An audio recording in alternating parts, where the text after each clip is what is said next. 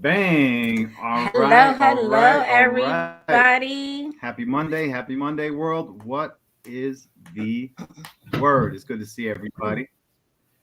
Shanna, Miss Shanna, good day to you, young lady. Carbon Carbon Q. Q. What up, girl? It's good to see you. Good to see you.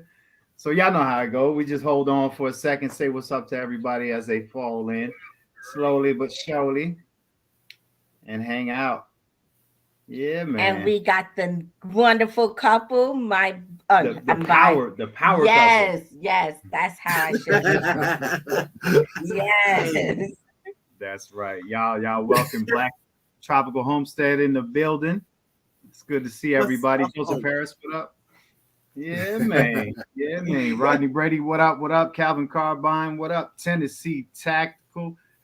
Real deal. What is the word?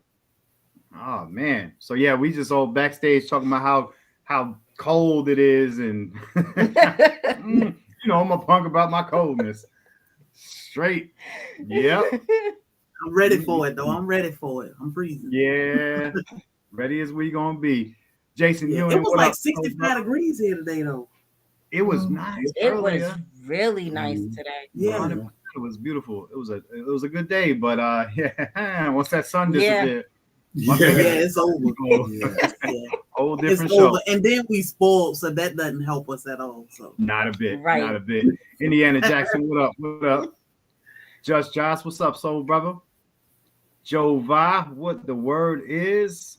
Yeah, man, Hey, random. random. How are you, Hey, young lady? yeah, man. I know y'all had a wonderful weekend. What y'all get into this weekend? Anything special? um no. We No. got so much work around the Yeah, homestead. yeah. So a Um lot of our plants died back, and it looked horrible out there. So yeah, I tried to Hey, fix it up just a little bit. There ain't too much I listen, can do right now because we we we ain't even got appreciate our you mold. claiming it.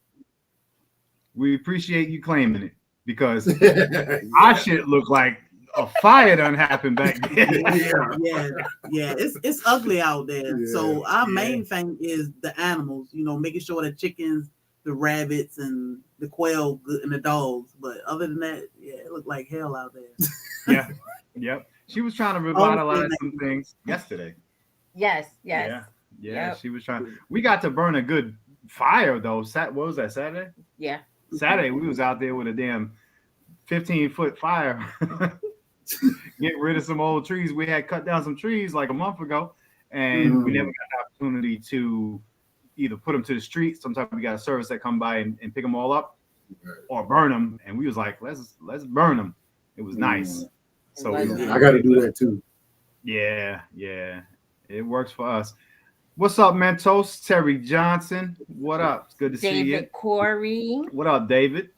David. Chris, that's my Hillsdale brother. What is the OJ. word? How are you, OJ? OJ, that's my brother from the same mother, brother. Chris Stevens. What up? It's good to see everybody. Hey, Terry. The pimp. Skillionaire, what up, pimp? Tap in, my brother. What's going on? Yeah, man. Y'all all say what's up to Black's Tropical Homestead. They're gonna Please hang check out with out us. their channel. Same OG. What up? What up?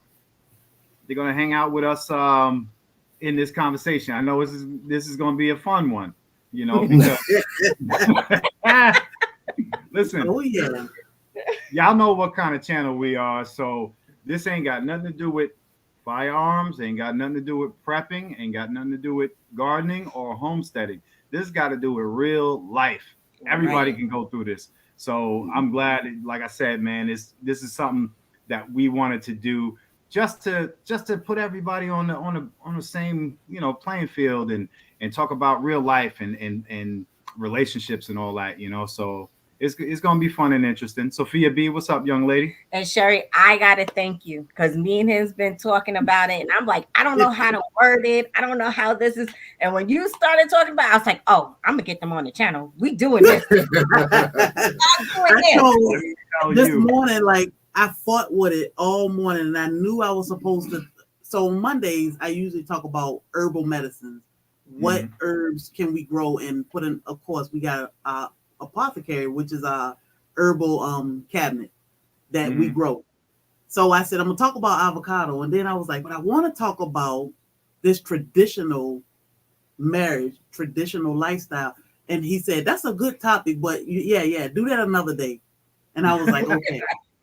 But then I was listening to a live this morning and somebody mentioned mental health and menopause. And I was like, damn, I'm telling you, I'm not going to do it. I'm not going to do it. So I started off by saying I wanted to change my topic, but I talked to my husband.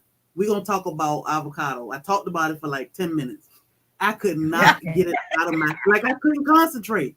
So I said I was going to reschedule this, but we need to talk about it because it's important. And I'm sick of people feeling like because we live traditional lives and we do what we do for each other that, oh, we got to be, these guys are demanding or controlling and we just a bunch of little slaves. And so I was like, let's talk about it. Because I don't want people to be afraid to say, I live a traditional life. There's nothing wrong with Right. I tell you, when I'd say maybe about 5 or 6 days ago, we go through talks. We talk every day, deep talk most of the time. And, you know, she finally was like, you know, what is, after I don't know how many decades of being together, what is your preference on a woman? And I gave her this thing, and traditional was the immediate word I used. Mm-hmm. And maybe that was like 4 or 5 days ago, maybe 10 o'clock this morning or so. She texted me, and it was your live. Mm-hmm. And I hopped in there and I'm working and I'm watching and I'm sitting there like, yeah. So I was excited that it was being spoke about, you know, and then I saw that it wasn't, you know, what you intended. And I said, man, we can't let this ball drop. I said, do me a favor, text Sherry and see if they busy tonight because we got to keep this one going. Y'all excuse me for just a second. Yep. Okay. Yeah. I was glad. You know, I got a bunch of emails saying, and I told them, I know we're a homesteading channel, but regardless, this is our life. This is what we do, and it's real life. It's everyday life. Let me close this. For them little monsters up there.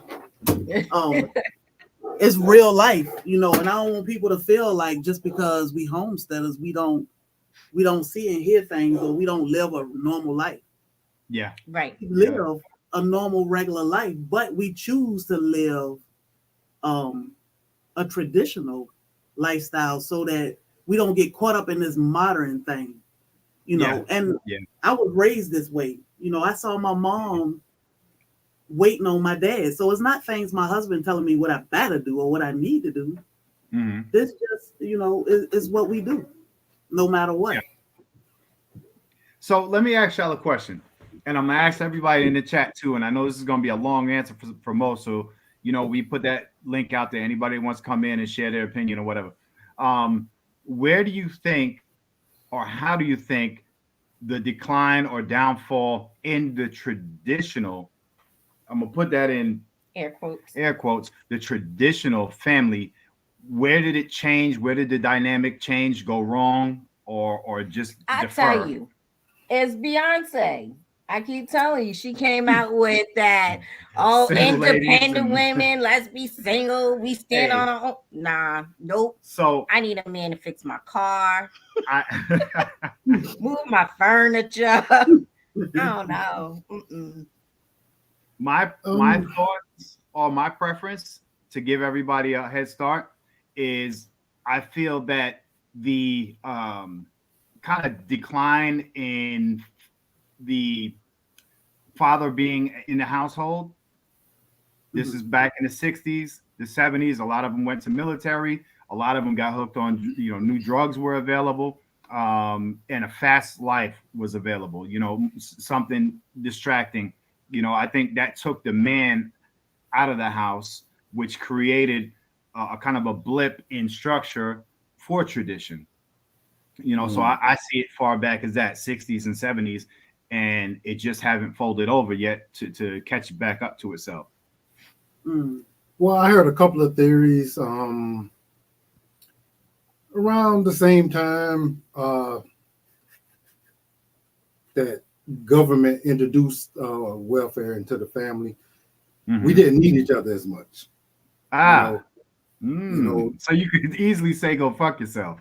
yeah. I hear that. So, I if the hear that. husband wasn't there, the wife still can actually survive. So at one time we needed each other to exist. And once that was over, that we needed each other, it just kind of, I think it was a decline from there. And then as time went on, more kids was raised without fathers. They didn't know what it looked like. They became adults. They did the same thing. And here we go, Mhm. Right. Yeah. That sound about right. All it is a cycle that keep repeating and is only getting worse as time go on. Nobody looking back or thinking back to, what did my great grandparents do or how did they survive? It's just like gardening. They basically lived off the land or survived by gardening and doing. But now we teach each other that, like you said, I don't need a man. What I need a man for? Just sex. Mhm. I mean, come on, you don't need a man for that. If that's the case, they got toy Right. stores. And the thing is, Yeah. dysfunction is louder than satisfaction. Yeah. Yeah. So Dysfunction sometimes. they gonna scream it. Yeah. And we happy, so we won't see no need to even get involved in that stuff. But we need to we need to, as couples, be seen more, be heard a little bit more, so people stop having that weird idea of what it is to be married. Yeah. There's nothing wrong with being a woman. There's nothing wrong with being a man.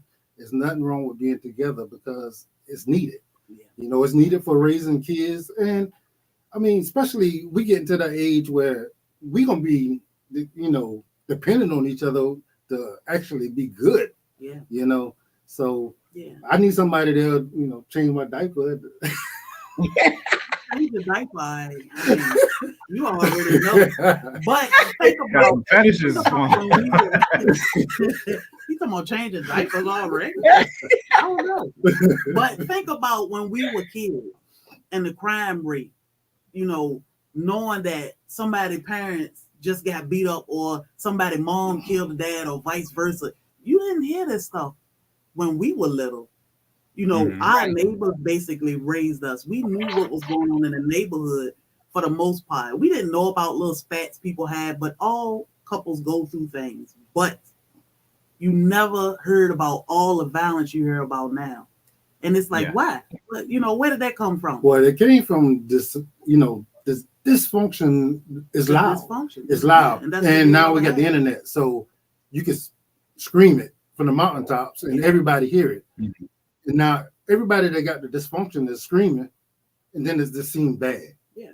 But we know the people that's actually happy and actually doing okay, doing well in their relationship.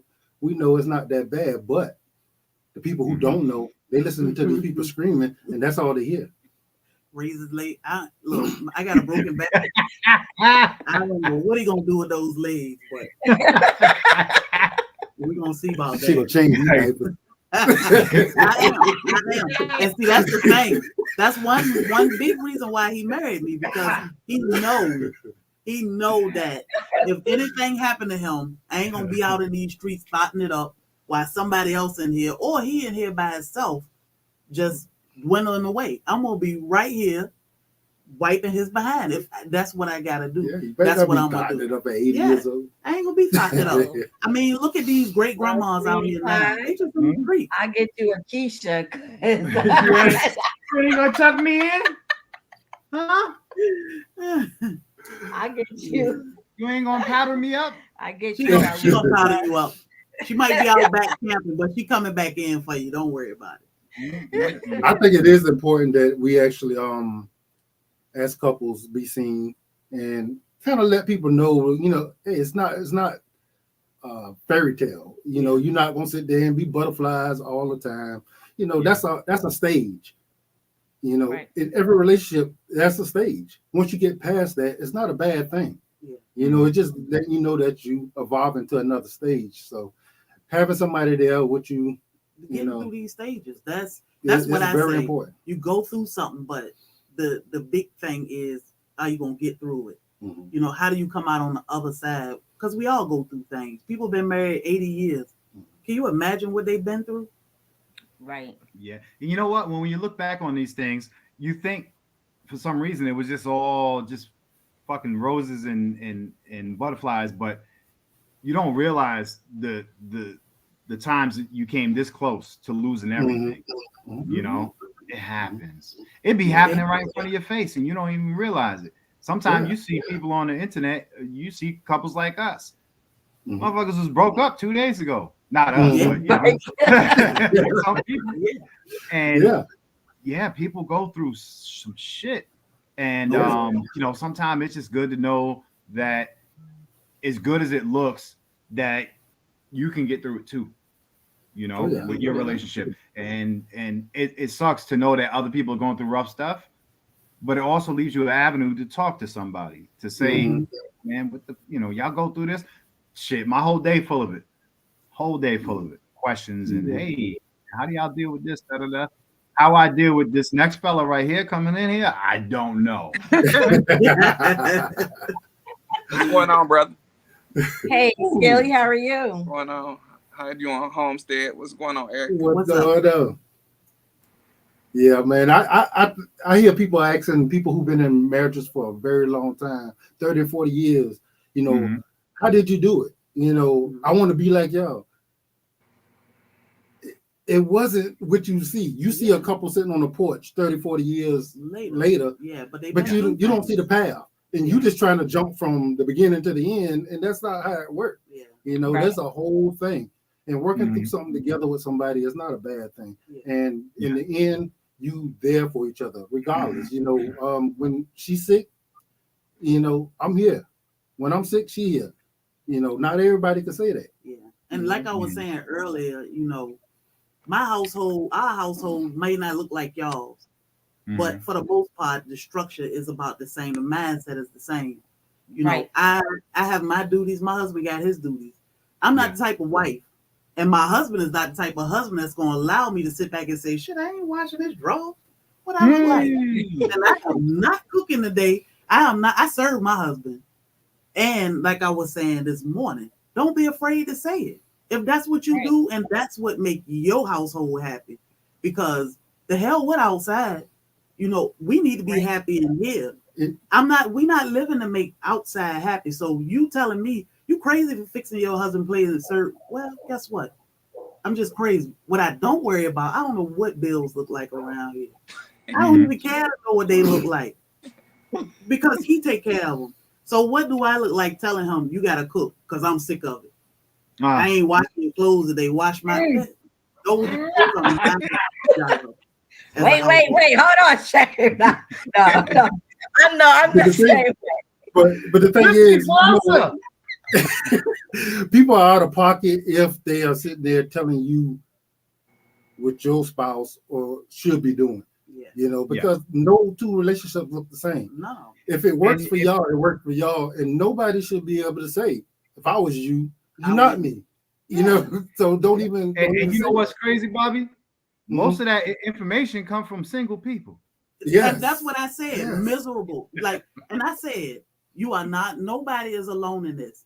Me as a traditional housewife, I don't think I'm alone. There's plenty traditional women out here that take care of their husband. They take care of home, and they being taken care of. But it's plenty miserable folks out here too that they need company, and they are not alone either. But damn, don't come for us like we doing something wrong. We happy at home. Meanwhile, you calling somebody else's husband, boyfriend, or whatever to come and oil you up so you can go to bed tonight. Right. My husband home every night. But you know, misery loves company. And some people will pretend as if their life is great. Meanwhile, they at home with a husband and lonely as hell. Right. Just because you're married don't mean that you're good. There's always situations that others won't approve of, but that don't mean it's broke. If you and the other person are good with whatever y'all got going on, that's the only thing that matters. You know, that's right. Yeah, you know, that's right. He may talk to her in a certain kind of way, and she loved it for some reason because she's still there.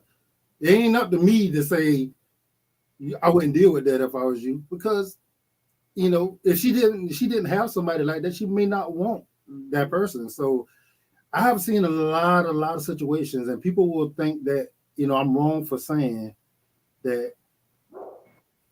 I've seen some pretty bad domestic violence situations, but they won't leave each other for nothing.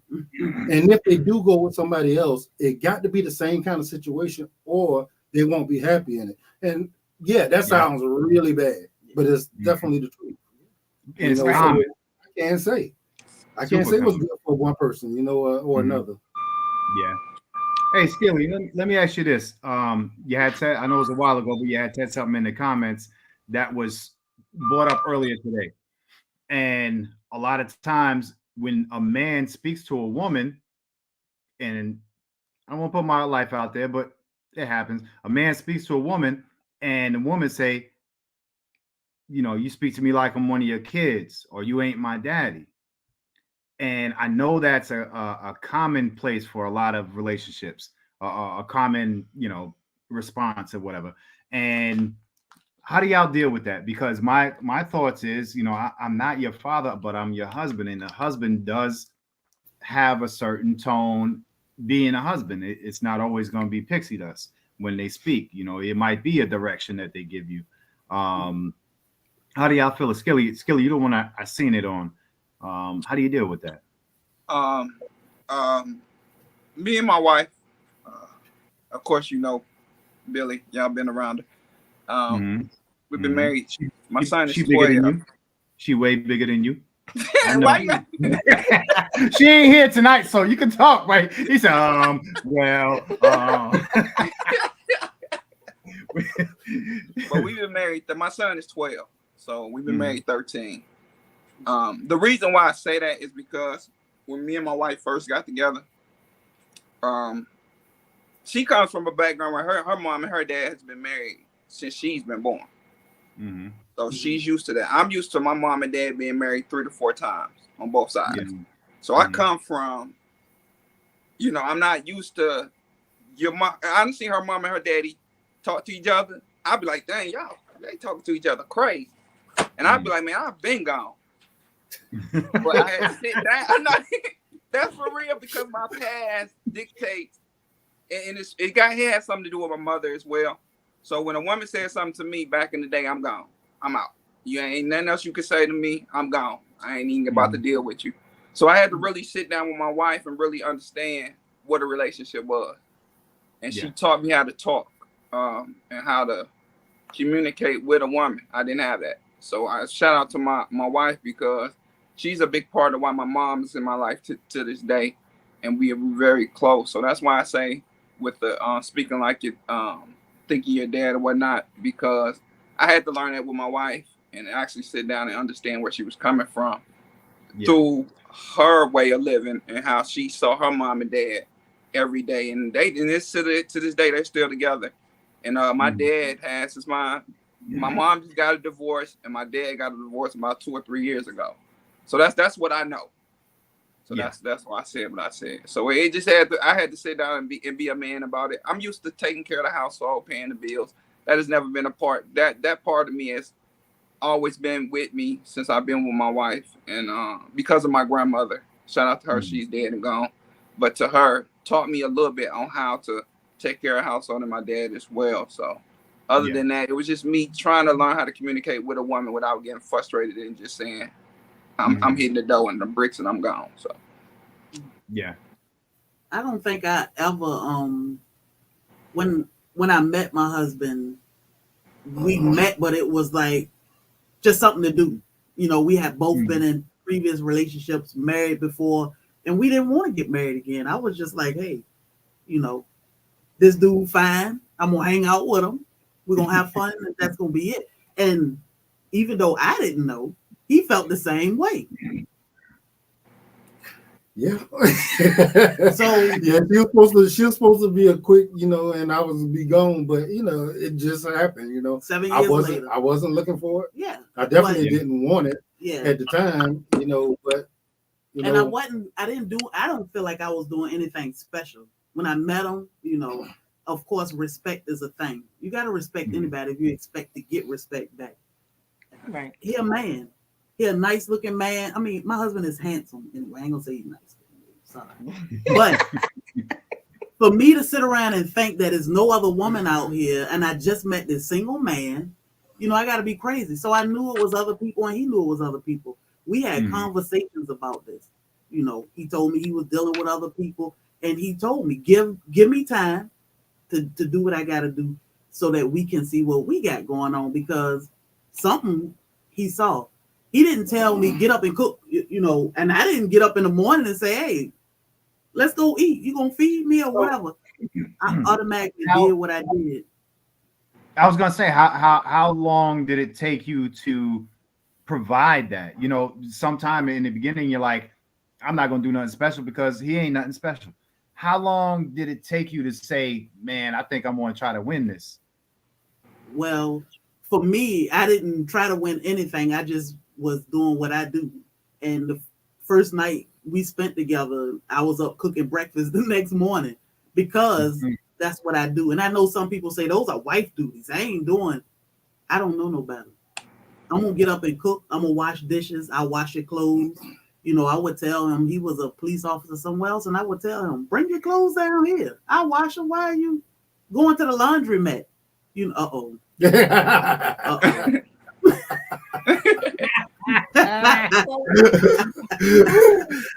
But you know, to automatically take care of him, that was my thing. And he was definitely, you know, protecting and providing. I was paying my own bills. I was living alone in my townhouse and doing me. And I didn't feel like I don't need a man. He asked me, why you talk to me? He said, if you are so happy and you doing so good, what you want with me? And I told him, you know, who want to do this alone? So he has done nothing but add value to my life. So, and that's all I want to do for his life, not take away from him. I don't feel like, you know, I'm a housewife. So my allowance comes from my husband. I'm not going to take that allowance and say, oh, let me go buy me a pocketbook, or child, I'm going to go get my nails done. And first thing I'm going to do is, oh, my husband loves lasagna. Let me bake him a lasagna, or let me do this, or let me do that. It always go back to us, you know, something for the household. And I know that a lot of people say, oh, well, you got to do for you, and I do. Because when I take care of him, that's doing for me, because that make me happy to see him enjoying me taking care of the house and taking care of us. So, yeah, the freaky thing about when I met her, right? You know, I had been single for a while. I was doing a whole lot. You know, I was doing a whole lot, and she was just another thing I was going to be doing. And you know, I'm so used to hearing the stories. You know, at first, now let's put it this way. At first, I was kind of interested in maybe finding a relationship. Then I dealt with so many people, and I'm like, there ain't nothing out here. So I'm just gonna work, save my money. When I need to release, I'm gonna go find release, and that was gonna just be it. You know, I was gonna be good that way. I don't tell people what I'm looking for. You know, so that's a cheat. I just sit there and I'll let them talk.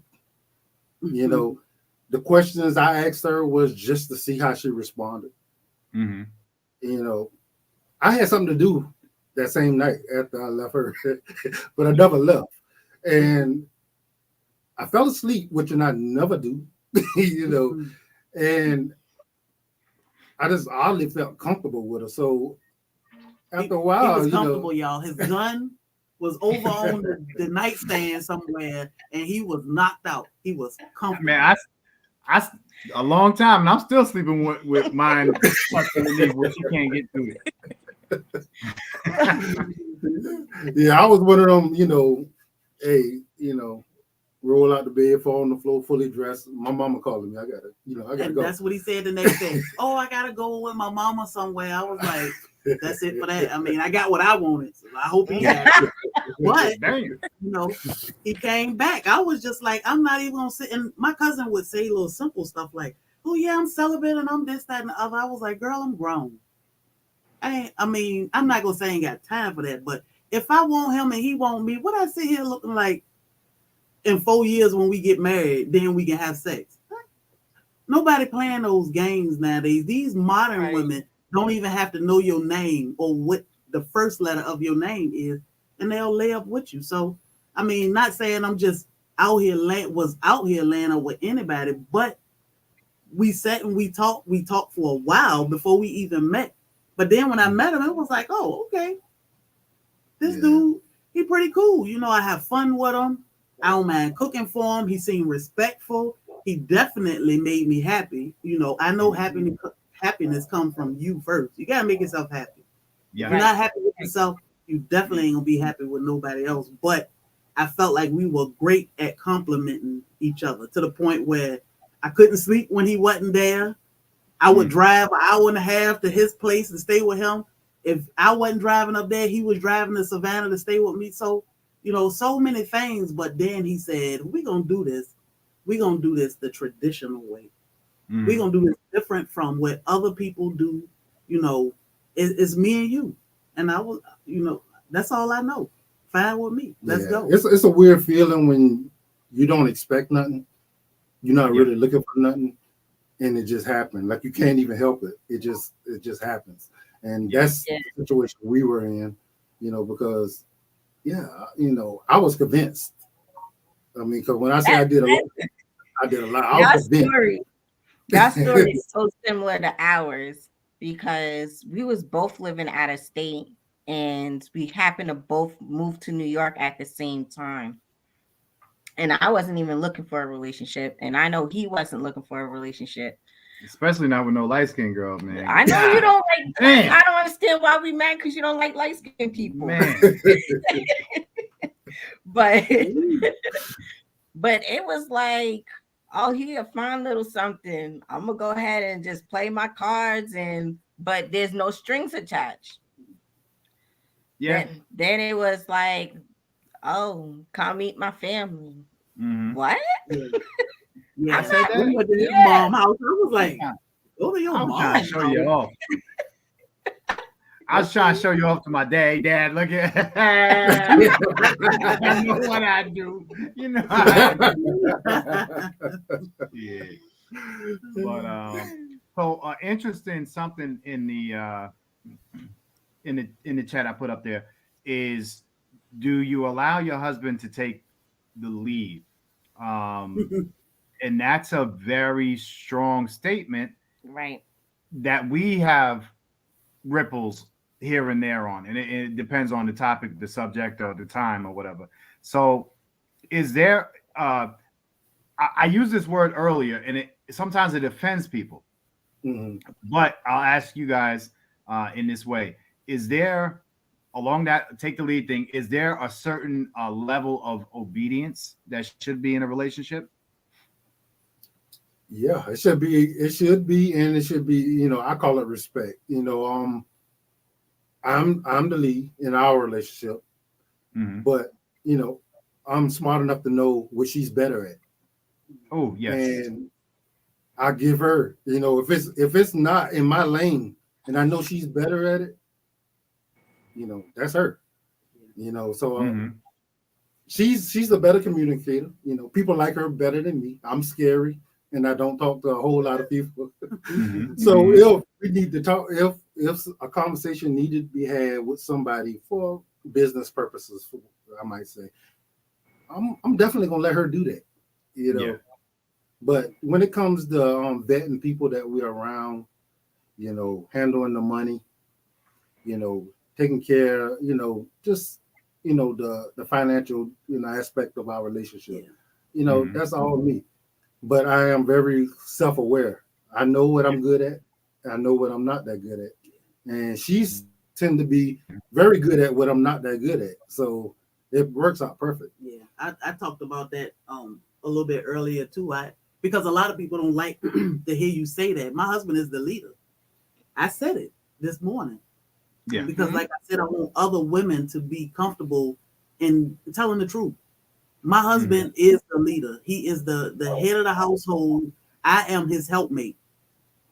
But when certain things, you know, we'll have a conversation and he'll say, yeah, no, that ain't for me. So you go ahead and do this. But we have a conversation about it. And like he said, he know what I'm strong at and I know what he's strong at. I don't fight him on finances because I'm gonna spend our money, all of it. Right. So why would he be foolish enough to sit back and say, well, you want to do the finances, go ahead. He working his behind off. I'm at home basically moving at my own pace, but making sure the house is straight. But I'm spending all our money too because I don't have any discipline when it comes to money. I just spend it. So rather than that, he took the lead on it and we keep it moving. But definitely I let my husband lead because that's his job. I'm not going to be with a man that I'm going to lead because I'm going to run over him. And it's not going to be pretty. And that's our dynamic. And that's not necessarily everybody's dynamic. Situation might work a whole lot different than ours. If it works for you, it works for you. Whatever. But Has Bobby ever found his hoe? I find it and I lose it again. You know, it's just what it will stay. The skinny hoe? The skinny hoe. Yeah, but you know, and that's one of the things that people have to be respectful of. And you don't compare yourself to nobody else because you ain't the same as nobody else. That's right. You know, I feel like, you know, this is my thought as a man. If you don't trust your husband to make decisions that's going to be beneficial to you and your family, you shouldn't be your husband, in my opinion. So you should allow a certain amount of respect or, you know, leeway for the man that you chose to be the man of your house. Those are my opinions, you know, because I'm just that kind of man. You know, I just feel that way. You know, I'm traditional. I grew up in an age where I saw men as men and women as women. You know, I know that's not the same thing as today. So I know a lot of women be ready to, hey, you know, what you mean? You know, I could do all this too. Fine. If that's what works for you in your household, go for it. But I wouldn't be with a woman who won't allow me to lead. I'm confident in who I am and what I can do. And I need a woman that's going to be confident in me too. Yeah. So now when it comes to... Hold on. Let me answer. Sorry. I forgot the question. Did you forget I was sitting here? No, baby. I'm listening. How you forget the question is still pinned? Go ahead. I was taking the lead. I was showing the example. Now see how this disobedient. She's disobedient. Yeah. No, it took me a while to let him lead. I told him what I wanted. I am a traditional person. Can you say no, ma'am? No, ma'am. No, I'm not. I'm not. I'm not. Zach, what up? I'm traditional, but I like for a man to lead. I think traditional is more interesting and comfortable, but you weren't in it. No, I wasn't in it in the beginning, and not in the beginning. No, it took him to prove to me over and over and over again, and it was just because of my past where I couldn't let it be. And he proved to me so many times, like, just relax, I got this. And it was like, man, what happens if you run out? Where does that leave me? What happens? Because he was into motorcycles and everything else. It's like, what happens if this happens to you? If you're doing this, where's that leave me? I can't depend on that. And he was just like, listen, I'm coming home every night. Don't worry about it. Yeah. And then one day it was just like, stop being stubborn. Let go just and let God. Let it go. That's right, Kush. Let go and let God. Just and I always say, you know, and I know it makes some women mad when we say this, but we are emotional creatures, you know, and that's why it's important to have a strong man that can lead, because we make decisions sometimes, a lot of times, off our emotions that just don't make sense. You know, so a lot of times my husband will be like, well, you know, he'll break it down after I say something. And then I'm like, oh, what the hell was I thinking? But yeah, that makes sense. So, you know, being that we are emotional, we'll just pull shit out our ass sometimes just because it makes sense to us. More times than others. Yeah, we good at it, but you definitely need a strong man that can, you know, you can trust to pull you I back agree. in line. So Yeah, arguing emotion versus I logic think we're frozen. is not always an easy thing. It's knowing your partner and actually being able to break it down and talk to them Yeah. in a way where they can get it. Still, with a woman, you can't tell her emotions ain't, better than your logic, yeah. We are But emotional. you just got to know that's what it is. And if you can't deal with that, you probably shouldn't be dealing with a woman. You might need to find you a man. But it's just what it is. Nah. You don't find it on me. I don't say it on that one. On that one. No, What's in Erica's going case, on, I'm Zach? pretty much. What's I'm up? sorry. Go ahead, Zach. I'm just listening to y'all's conversations. Very, very interesting. Very good points. With my wife, it took me a long time. I had to prove. It took me a long journey. I had to prove before she even You still prove relinquished that power of hers. I know it. I mean, it's I'm funny. still proof. It's funny because I don't believe in that proving anything. My wife knew me when we got married. She knew who I was. She knew what I did. She knew all my dirt. She knew how I got down, what I was doing. We were supposed to be in the church. She knew all the stuff that was going on. Mm-hmm. The thing now is that we made a commitment to each other. Things ain't always smooth and things, just rocky. But that's the way when you make a covenant with somebody, which is how I look at it, you stick to it. Yeah. And you just do. Things ain't always going to be, roses and sunshine. But you That's do right. what it is that you got to do, because that's when you really are married. That's when the covenant comes in. Because when everything is sweet, it's easy to look at each other, oh, lovey-dovey. But when things ain't and shit is hitting the fan, that's when marriage comes into play. That's when that commitment comes into play. Yeah. That's how anybody could do the fun part. Exactly. Right. Tough part. Like I is never when questioned my marriage comes husband from jump. It was times where he said no. When he say no, I'm like, okay. You can't. That word. Oh my God. I don't, I have no bass. I have no bass in my voice. I try not to raise. Sometimes I raise my voice. I'm a woman. We talk a lot. Right. I overtalk him sometimes, but I try to check myself to be respectful and listen, hear what he's saying, and not just listen to what he's saying. Let me hear him out and respect. And respect go a long way in a relationship because his superpowers are his. And I have to respect his superpowers. And I have superpowers too, but my superpower is not to be the man and lead us. That's his job. And like I said, some women, they need a man, they can lead. To each his own. Right. That's not in my vocabulary. And all of us seem to be pretty much different kind of guys. We needed, or we picked a different kind of woman. Mm-hmm. So there's somebody for everybody. You just got to find the right person that's for you. And today it's just the I guess the movies or internet got people thinking that it's all roses, and every time something starts to get a little dicey, that it's time to run. Yeah. I find that most of the times it's people on the outside that actually facilitate the issues more than it need to be. If you got that, messed up girlfriend or, either in-laws that coaching you to do. Nobody gonna love your spouse like you do. And that's the thing. They're gonna give you advice based off of the fact how they feel about your spouse, not the way they'll treat their spouse. If I was you, if you already been through that, you didn't leave such and such. So what you talking about? That's why if you give advice, you should try to be neutral. I know, because me and Billy talk, me and Girl talk. You try to be neutral. You try to watch the situation because every situation is different. We came to that consensus today. Everybody has a different type of situation, and I mean that's why no one can come speak into my marriage. Nobody. I don't give a damn who it is. Not my parents, not her parents, friends, nobody. Exactly. I'll listen. If I ask you for advice, it's because I want the advice from you.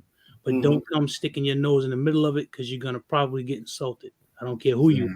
That's not how that works. Because at the end of the day, I got to deal with her, and she got to deal with me. Exactly. And that's how I think about that. If I want some advice from you, I'll come ask you about it. I'll tell you and say, listen, try to school me on this if you can. What's your perspective on this?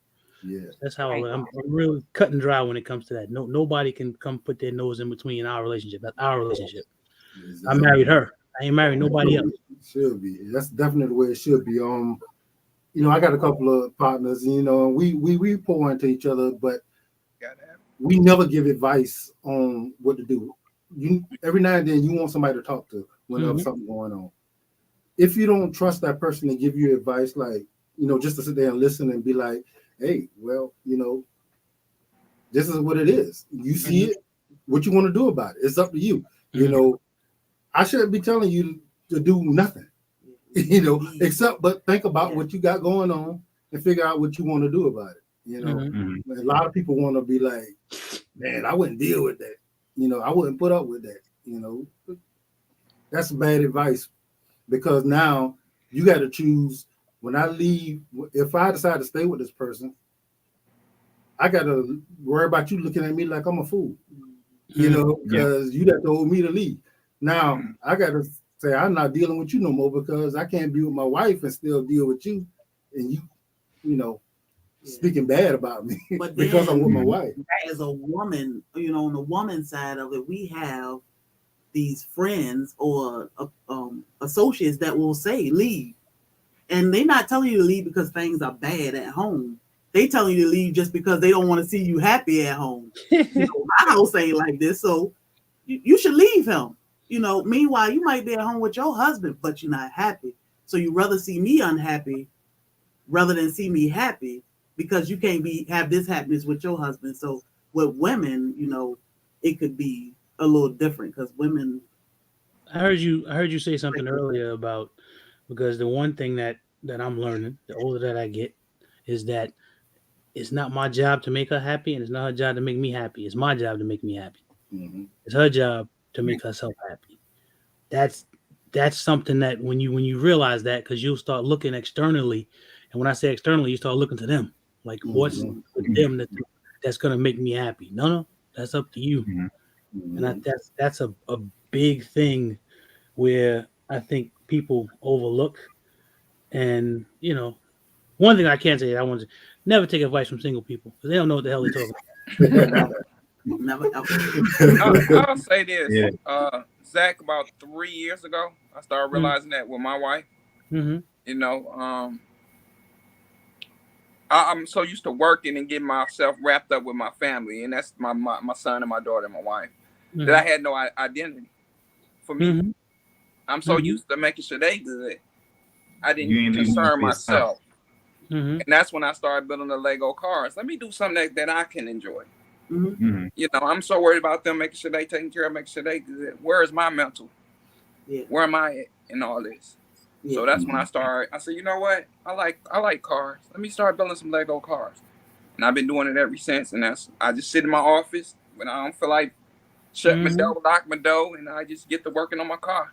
I feel like you gotta have somewhere to go all day, because I said that too earlier. I talked about how it's important. You know, my husband go to the gym. Why?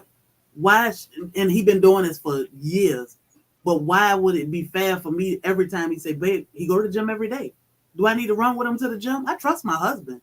So I don't need to go to the gym and babysit you, but he work and I'm the housewife. I can run to the gym while he at work, or, you know, go burn off some steam or whatever I need to do while he at work, and not go when he go, because that's his personal time. That's his downtime to go and you know, do what he loved to do. And we shouldn't have to interfere with everything, you know, just because he say, I'm gonna ride to the store, I'm going to, or I'm gonna go hang out with the boys. Why I can't go? You know, we gotta respect each other, give each other some space to go and do. Hey, you know I'm boiling right now. You know I'm boiling. What you doing? You still an individual though. You still are. Billy is not an individual, guys. Yeah, but you're supposed to be. You joined yourself to this person. Right. You're still an individual. You got your own thing that you like. My personal time is at work. That's it. You come home, it's like, babe, what are we doing? Babe, what are we? Yeah, what are not mine. Look, go to the gym, and you know, even when my husband go to work, 9 times out of 10, we on the phone together. 90% of the time anyway. But when he go to that gym, I try. And when I do have to call him and he at the gym, I say, sorry for calling you, babe. You know, I try to say what I need to say and get off the phone, but I try to give him, you know, his time, not talking to me, and I'm not sitting at home like, oh, I wonder who he at the gym talking to. Look, if I say, well, babe, I'm gonna go to the park and walk or something, I don't want him feeling like, well, who she at the park with? We supposed to trust each other, but we definitely gotta have things that we love to do and not have to drag our partner to do it with us. I mean, I don't want him to come make soap with me because I love making soap and candles. Why you can't come? Leave me alone. Let him be, and he can let you be. My peaceful place is that kitchen. His is the gym. The advice I would give to anybody who's actually halfway interested in it is homesteading or, you know, growing a garden, because it's something that the whole family can get involved in. It's something that won't work unless both of us is doing it. So we're actually spending that quality time together doing that, and we're actually getting a result from it. You know, we're not even thinking about we actually spending time when we're doing it, but we are spending time and we enjoying it. And the peace you get from growing stuff and raising food. So, I mean, we need each other to be able to pull this thing off. So, you know, other than just regular life, that is a great way to actually spend some quality time with the whole family. The kids, you can bring them all involved, and they will actually learn a skill that will, you know, they can carry on for the rest of their life. And it will bring y'all close. We spend a lot of time together. A lot of time together. You know, our separate time is when I go hang out with my girls or he go to the gym. Most of the time we together. You know, we at home, he watching TV, I'm cooking or I'm doing something, or I'll say, hey babe, let's have a spa day. I'm in the room making body scrubs and doing his scrub. We do so much together, traveling together, eating out together, you know, going to the beach, going to the club. We enjoy that. But that alone time, you gotta get away from each other for a few minutes, you know, and that letting him go to the gym and do what he do. I can't run him down, you know, feeling like I need to be with him 24/7. He gotta have that release. He gotta get away for a little while. You need to take this vacation and not worry about what I'm doing. You need this vacation. You should just go. You should just go and have fun. I'm gonna take his phone. Right. And it's crazy because our thing is vice versa. I'm gonna say it. Say what? Billy's very clingy.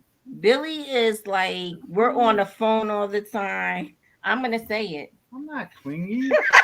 Billy, we do everything. People, babe. Listen, we do everything together. We do.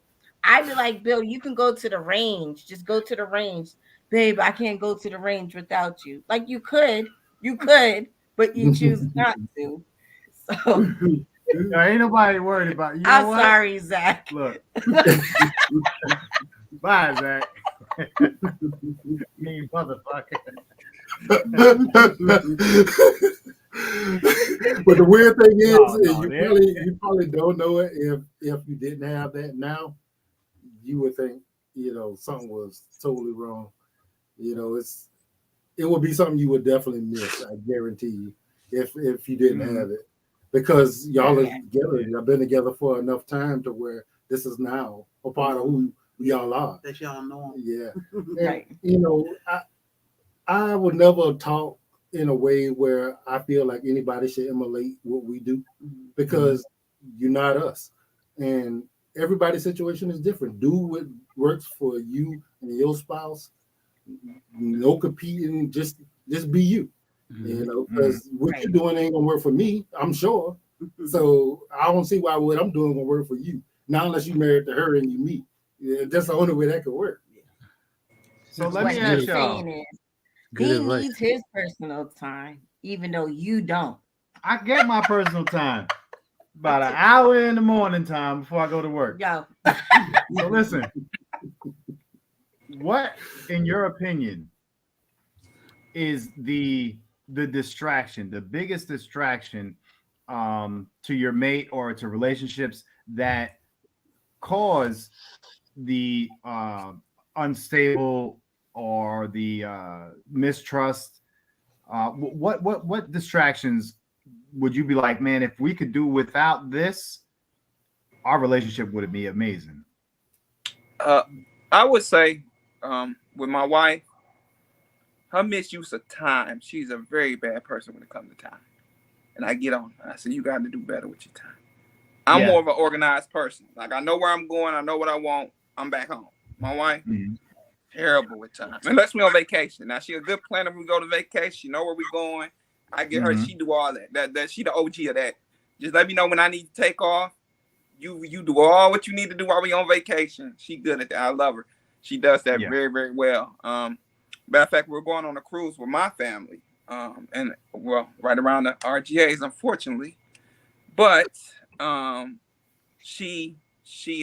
my auntie planned all that. So she's a great planner when we go out. That's her thing. She loves to travel. That's her thing. When she goes out of town, she'll go with some girlfriends or she'll go by herself. Well, mostly with a girl. Y'all know why I know Skilly's scared of his wife? Come on, man. One question. He just went 10 minutes about how great she is.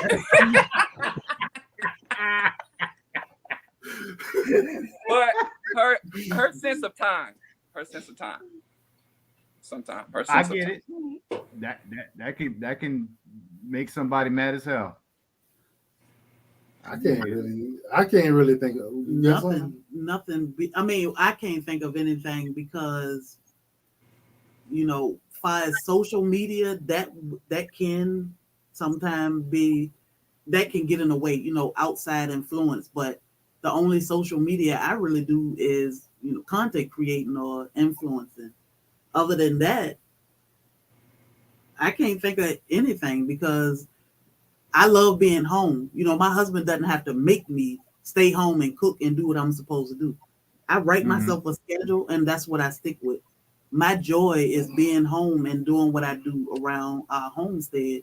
When he comes, I look forward to when that truck pulling down the driveway. I'm standing at the door, greeting my husband, and we walking and talking and we walk the yard and we doing. Hey, hold on while my wife write this shit down. Say that again. Hold on. Zach can vouch for me. I meet you at the door. But you always complaining when I get there. Now, Zach, tell it like it is. But I'm still at the door. Regardless if I'm complaining or not, I'm still at that door. Boy. You know what? Yeah. I can't think of anything that I picked really carefully. Someone would have had to if I would have saw a red flag, I would have been out the door like as soon as I got there. Short. Well, I probably would have stayed for a little while. Then I would have been out the door. She would have saw me again. It just, it took a lot for us to actually make it to where we are because I was done with all that. I try to be his peace. When he come home, he should come home to a fairly quiet, calm, clean house, meal. I try to be his peace and not at the door bickering and arguing or questioning him the entire time. So I know that's important for me because I suffer from high blood pressure, hereditary. I don't need it, just because my husband driving me crazy. So I can say that he offered me peace. Why would I not give it back to him? Preach. I mean, we never really had like no major issues, the little minute stuff, is there. We had to get used to being content creators, that requires a lot of time and a lot of effort, Other than that, I mean, that was the whole twist in our relationship. We've been on social media for a year and a half. Yeah. So we had to get used to life as content creators. Yeah. It hasn't been bad. We have met some amazing people. Yeah. And we've done a lot, being invited out to all these different events to be speakers and of course creating our own event. It's a lot, but we pace ourselves so that we can still find time for each other and home because that comes first. And then everything else is. How long y'all been on social media? About the same. I think October was a year. Yeah. So a year plus 2.5 months or so. So maybe you hadn't. There's, you're gonna run into some people. Oh yeah, they gonna try it. And the people there. Oh, you ran into a lot of people. Yeah, so you gonna. I mean, that's gonna try y'all a little bit. You know that, because some people gonna come in. Yeah. And you just got to be able to handle it. That's just all to it. So I saw somebody. What is that? I said, fix your face, Zach. I saw somebody asking about working. Far as the women working. I don't work because I don't want to work. This was just a choice that we made. But I worked up until the pandemic. Well, a little bit past the pandemic. Once the pandemic hit, he was like, look, we make enough money. There's no point in jeopardizing your life going out there. I'm a nurse. And we brought our client home with us, and she lived with us until she passed away. And he said, it's no point in you going out there and getting sick or bringing this stuff home to me and me getting sick. We make enough money to where I can pay the bills and you can continue to take care of home. So that was a choice that we made. It wasn't like I just said, I don't want to work no more and I want to do this. It was a mutual choice. I would go to work. If something happened to my husband the day of tomorrow, I would go and flip burgers and do what I have to do to make sure we good. Yeah. Right. Yeah, those dynamics when you have a wife who works like you do, those dynamics are different. Like I look at Billy, I look at you guys. It's different because my wife is a career woman. She is. My wife got degrees up the yin yang. I'm not that guy. I'm a regular guy. I have a career, but it's not like her. Like I said, she's got degrees and stuff. And dealing with that, the situation is a little bit different. She's very strong. Where she at work, she the boss. She answers to one person. She's literally the boss. That's it. So having to deal with that dynamic and having someone who's really smart, but then you think about it, I married her because of that. I always said that when I married a woman, I needed her to be as smart or smarter than me. And I have no problem saying my wife is smarter than me. Now there's ways that I move and things because of who I am and where I come from and where she came from that I do differently. And there's things that I'm smarter in, but I wanted to have someone who was a helpmeet who I could look at and say, okay, I ain't got to worry about this being a dumb broad. Not to offend anybody, but that's how I looked at it. That's why that dynamic when you have a wife who is an earner. I mean, I married up. I can't. There's no other way for me to say it. I married way up, and that was good. I love it. But the one thing that I do that because she comes from a traditional sort of thing or things that she knows, but the one thing that she doesn't do to me, and she can get at me because it's hard to live with me. I ain't gonna be I'll be the first person to say it, but she always lets me be the man. Always. That's right. I can remember when we first got married, she would push me out in front. I had to learn to do that. She would push me out. This is who you say you are. This is who you want to be to me. So nigga, get out there and do it. Right. And that's why those dynamics change when you have a wife who was always at home, and then you got a woman who's a career woman. Oh, those things are different. And then my wife is not emotional. She's very logical. So sometimes I'd rather have to deal with emotion than have to deal with logic. It make you look at yourself because she's making sense. And all you can do sometimes is just look at yourself and go, okay. But Billy knows me. I'm not a person who's scared to say that I'm wrong. I'm not.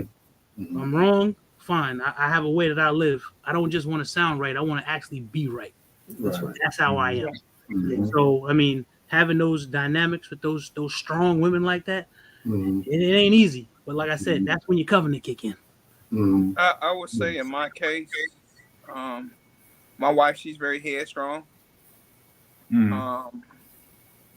When we first got together, we was working little McDonald's jobs and whatnot. And I told her, I said, well, you focus on going back to school. I'll take care of the financial part of the home. She did that. Shortly, she got pregnant. We ended up losing our first child. through a You miscarriage. said she got pregnant like it wasn't you. Oh no! Like you do it. She got pregnant. Go ahead. I'm sorry. Go ahead. She ended up getting pregnant. Lost the first one. Had my son. Had my daughter, and we lost our last one. So after my kid, I said, "Well, I take care of the household, as long as you take care of the home." And we both agreed. And once they got to elementary, she decided she wanted to go back to work. She wanted a little bit more money in her pocket. So I said, "If that's what you want to do, go right ahead." But like you said, it was a decision making between me and her sitting down, and she said she wanted to make some money. So I said, "Go right ahead." You know, what you gonna do? And the difference with us, we have our own businesses. So I do work because I work for us. That to us is better for stress. It can be stressful in the workplace, and you bring that home. My husband, the type, he gonna want to try to fix every problem. I come home and I'm complaining about this happened and this happened and that happened. We won't have those issues now because I work for us. We have a truck company, so it's things that need to be done with that. So outside of the homestead, that's what we work on. But other than that, if I needed to go back to work, I'm not the type of female that's gonna sit back and say, "No, you're supposed to be the provider." I'm gonna go to work. I'm still gonna come home and make sure this house is clean. I'm gonna cook because that's just me, But there are tons of women that'll say, "I'm gonna share these responsibilities with my husband because I gotta work and I gotta pay the bills." It wasn't like that at first. So why would I start doing that now if I had to go back to work? And if anybody in the that's listening, think that they can't do this, I mean, these are 4 different situations, like totally. So, and it all boils down to respect. Yeah. And most guys, I know with me, that's the ultimate. Respect is the ultimate. I need respect. All the feelings, and as long as you respect me, I'm good. So most men want respect. If they can get respect, they can deal with most of anything. That's what we're taught, that that's above all things, that's paramount. And here's one thing that I heard. It's funny because you go through your whole life with your mother just loving you to death, and then you go marry this woman, and you kind of be expecting the same thing from her. And 9 times out of 10, you're not gonna get it. You're just not, because she ain't birthed you. So, and that's one of the things that I think you have to come to grips with that. A lot of times people talk about unconditional love. I don't know if there is anything like that. I don't know. There's a condition on every damn thing. Yeah, there's a whole lot of conditions on things. Right. And I just think that, that whole, for me, that respect thing, it means a lot. Because if I don't feel respected, I move a certain type of way. I just be first one to say it. I'm honest. I don't. If I don't feel respected, I'm moving a certain type of way. And if you don't respect me, damn it, it's a good chance I'm not going to respect you. I'm just going to be honest about it. That's how I am. Maybe there's a level of maturity I need to get to that I'm not there yet. But that's what I mean. If you don't respect me, I'm probably not going to respect you. So if I'm moving funny, you need to see if you're treating me the wrong way. But I'm the same way with her. If I see her moving funny, I have to stop sometimes and reevaluate what am I doing. And then it might not even be easy for me to correct that. I might not, maybe something that, damn, I'm fighting, but I got to fix that because I know that it's showing her some sort of disrespect. And I deal with that a lot because I don't like to. We went to a marriage seminar one time and they talk about staying inside your box and dealing with what's going on with you and being able to try to fix what's going on with you in order to help what's going on with y'all. And that can be a hard thing, but it's the thing that you got to deal with. It's not always, the one thing that I know is that it's not always her fault. I've learned to look at me and you know something, that's your fault. And you need to fix that. And as a man, I should be willing, especially as call myself a leader or the head of something, I should be willing to look at myself and go, you know something? God damn it, I got to fix that. Because if I don't, everything is going to be broke. It ain't easy, but sometimes that's just what you got to do. Those are the realities of being married and being committed. That's true. You heard what your friend said? You heard what your friend said? Yeah, babe, I'm listening. All right, just listen. So listen, there oftentimes in relationships, even if they seem like they're amazing relationships, there's like always this one thing that may piss you off, or you just wish it was cut out. Sometimes she'll listen to certain friends that she has. Now I don't like to weigh in on her friends or conversations that she has. You don't like any of my friends. Some of her friends they ain't going nowhere in earth. You know how you want to surround yourself with amazing people so you can be amazing yourself. And sometimes it be some fuck ass, retarded, halfway back ass people that she likes or wants to be around, man. And I was like, why the fuck do you waste your time with these folks? On. It's true. It is true. I'm not gonna deny it. But I grew up with that person. Why you say that person? She might be watching. It's two people. It's two people. They know who they are. And they know how he is. And they respect him. They respect him because they see how much I have changed being with him. And also see? Wow. But it's true. I do have two friends that just in a circle that just don't want to come out of a circle. And I'm like, what is wrong with y'all? Like, yeah, but here's the thing. Now, these folks, they ain't got nothing going on in their life, and it's always bad. And they call her during these bad times and absorb it into her and put that energy into her. And I just be sitting on the outside like, hang up the phone. Yeah, just don't even answer that shit. Why you even fucking asking this? And I grew up people together. It's people that I grew up with. They okay. It's tons of people I grew up with. I didn't grow up here. I grew up in Virginia. Lots of people I grew up with. I deal with them. I might speak to them if they come through the chat most of the time. That's about it. Nothing wrong with them, and they may not be doing things as I feel like us at our mid-40s should be doing. How long does it take to get your shit together? I basically deal with people that's gonna elevate me, people that I gotta work to get up here where you. I mean, some of them I ain't gonna never get to where they at, but my friends, for the most part, that I deal with on a daily basis here, are people that's gonna elevate me. Absolutely. Not people that I'm gonna feel like I don't need to do no better, because not saying that I need to be better than or whatever, but I only want to deal with people that's gonna elevate me or speak life into. If I say I want to start a business, or we got this soil family thing going on, and they be like, girl, it's just a waste of time. I ain't got time for that.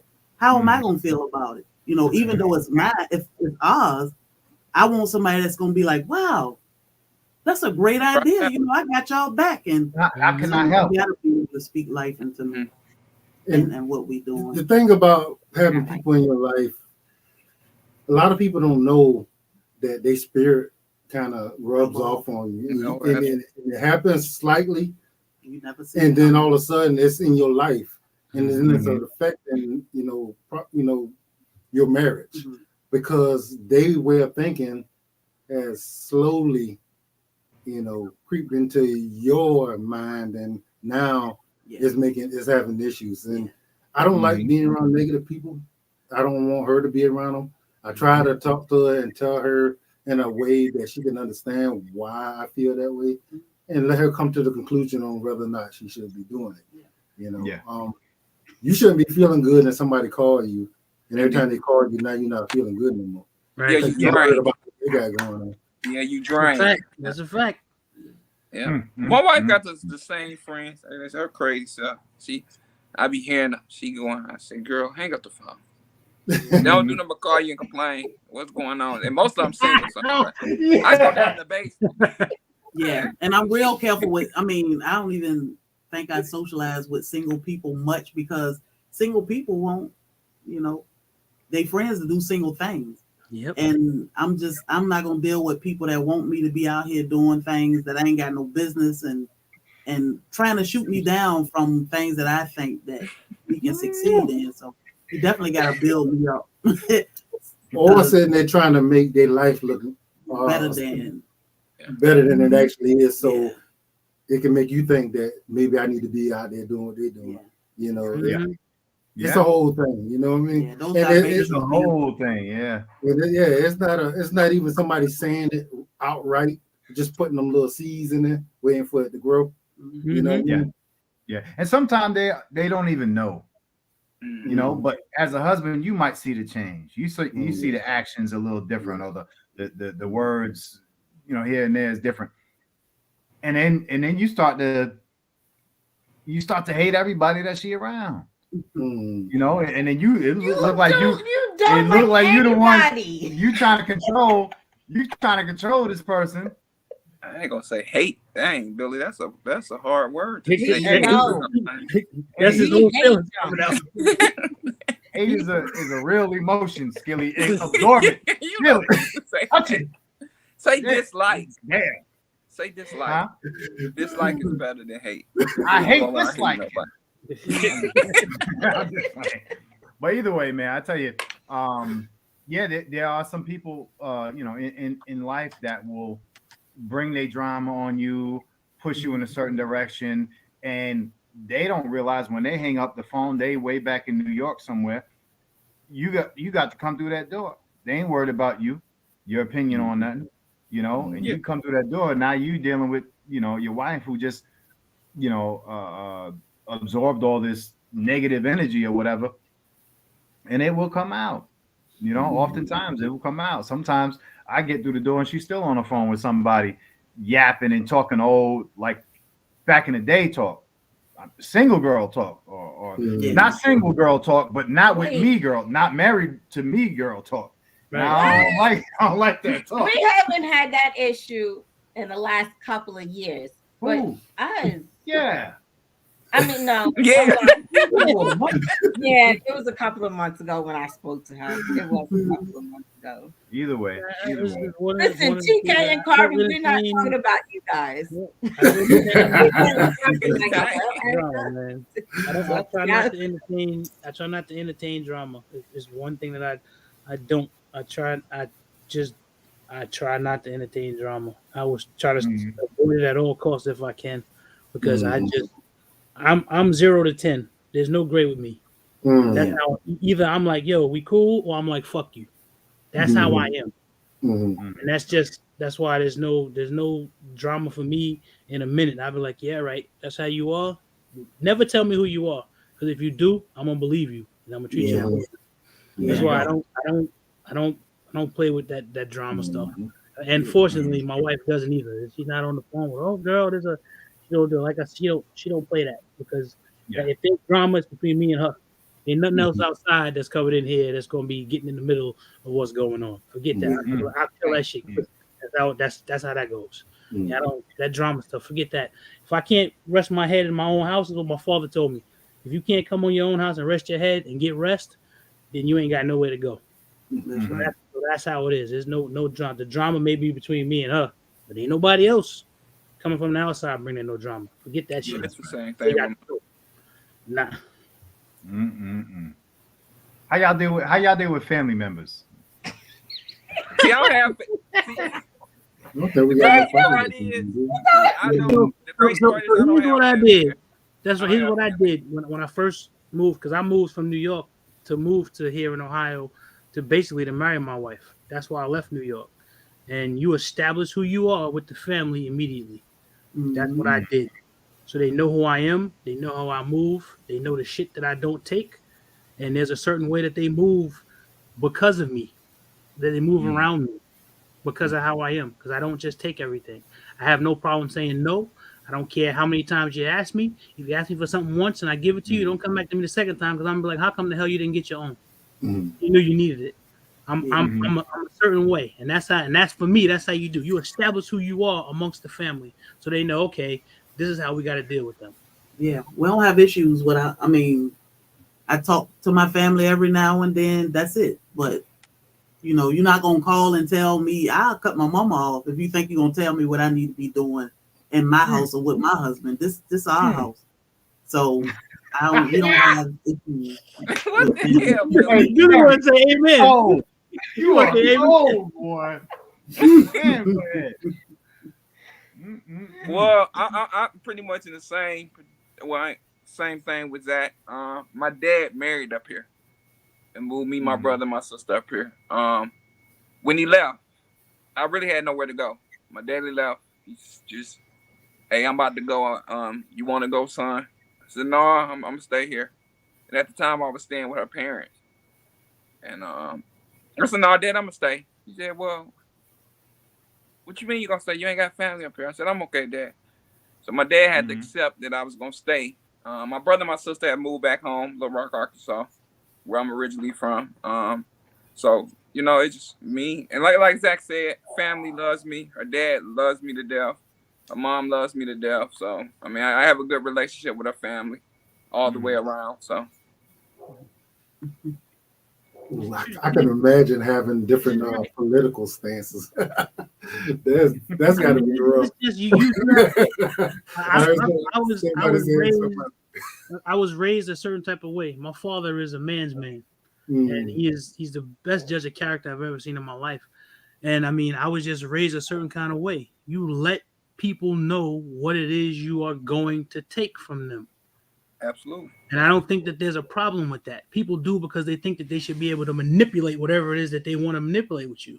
And when you have a code that you live by, because I have a certain code that I live by, and it's basically based off of my grandfather. My grandfather, we called him the boot. And his thing always was, I don't take no shit because I don't give no shit. And that's how I am. So I feel the same. That's how that's how I move. So you set those boundaries up with family. This is how I am. This is how I move. Whether you like it, I don't care, because I didn't come here to marry y'all. I came here to marry her. That's why I came here. Either you respect it or you don't. Now, I understand that they're an extension of her because that's her family, but that only goes so far. It's the same. It's the same thing with me. I'm very close to my brothers, very close to my family, very tight knit. But there's a certain place where that has to stop because I chose to be with this woman. Yeah. And the funny thing is, she just happens to understand and respect that whole thing with us. There's nobody in this world that I'm closer to than my brothers. Well, I'll do anything for them. You could catch them with the knife with the blood on it. I'm gonna say they didn't do it. They was with me. Give me that. That's how that works. But that's you set those parameters up. You live a certain way. This is who I am. Right, wrong, or indifferent. I'm getting better. I'm growing. I'm not dead, so I'm still growing. As a man, I'm still learning who I am, what it is to be a man in this world, be a real man, not just some dude walking around with his balls thinking he can just do whatever. And you have those people. You set those parameters around people, and you're going to respect it. If you don't respect it, then you're going to understand that, listen, you're not respecting me, so you're not going to get respected. And I believe that that's how that should be. I don't think that there's anything wrong with that. You demanding that someone treats you the way that you feel you need to be treated. Now, but there's a thing too. If you realize you're wrong about something, you need to be willing to correct it and acknowledge it and say, okay, I got to learn from that, and I shouldn't have done that, and I need to change it. That's the tricky part about that. And I don't have any part about that. Billy knows that. I have no problem saying I'm wrong. And then I do things that I know that's right. I do. That's part of being No, I do. Yeah. I do not. Billy would tell you, maybe we've been together how many years? About 12, 13, maybe a little longer than that. Yeah, a little longer than that. Much longer than that. But I probably apologize for being wrong maybe 3 times. I don't apologize. Wow. I move forward. Like, oh, okay. And I'll move forward. And he'll look at me like, you're not going to apologize? I mean, you know I was wrong. You see that I was wrong. Why do I gotta mention that I was wrong? Man, boy, you and my wife. There must be a woman thing. Yep. Sometimes you just want to hear it. Yeah, but if you see, if you knew I was wrong, why do I gotta mention it? Yeah, if you see me doing better, I mean, or I got it together. I check myself. Why do I need to turn around? That's her now, thing. Like, okay, so I can respect she would that. show me that she's sorry by doing something, but just she won't actually apologize about it. Yeah. Right, that's me. But do you expect that from him? Do you expect that from him? If he's wrong, do you expect him to do the apologize, or can he just give a gesture and everything just move? Well, yeah, he got to show that. As long as he's showing that, you know, he was wrong, I understand. He don't have to just come out and say, "Oh, babe, I'm sorry." You know. Okay, if it's, as long as it's reciprocal, I'm cool with it. So I was raised, if a person always says I'm sorry, that means they're just sorry and they never really apologetic for what they're Actions doing. speak louder than words. Right. So if you see that I changed it, why do I have to say it? Why not do both? So you exactly. Thank you. Why not do both? Because I'm not a sorry person. But we need to know when. But I'm not. No. I'm not sorry. We need a clear sign to know when shit got better. But don't you see that? You still No, sitting here, right? Sometimes your actions are not immediate. now. You apologize when it happens immediately. Right, I can exactly. apologize, but go back to the same bullshit. Then what? Right. Then we know your apology. Then you know your apology wasn't worth nothing. Exactly. Yeah. So I like to show. The progression. Hey, The change. listen, this girl will be on the phone. We getting a divorce at 9:00 in the morning. 11:30, she talking about what you want for dinner. Motherfucker, what the fuck we doing? What the fuck we doing? We didn't get divorced at 11:00, so you knew I didn't really mean it. I was sorry about it. I be knowing nothing about my own damn life. Say some shit. Baby, I'm sorry about the shit happened I earlier. asked you what you wanted for dinner. I'm sorry about the shit what happened earlier. Listen. Y'all You hilarious. told me how you felt. I agreed with you, and I was like, well, all right. I checked myself. Yo, babe, what do you want for dinner? That's me saying, hey, I'm catering to you. Tell me what you want. Shit, I thought you was moving out. I got Keisha on the other line. Hold on. Keisha, forget it. It ain't gonna work. Oh my goodness. But I even learned that, especially with my wife, and women in general. That's true, Chris. I agree. You have to respect show a woman that you are reliable, and a lot of these youngsters want to play that role, but don't want to be responsible to show them that, hey, anything going wrong, I got you. And that's what I had to show my wife, like, hey, I got you. No matter what's going on, I got you. I ain't going nowhere. But she would say, you're saying that, but your actions is displaying something different. I didn't understand that at first.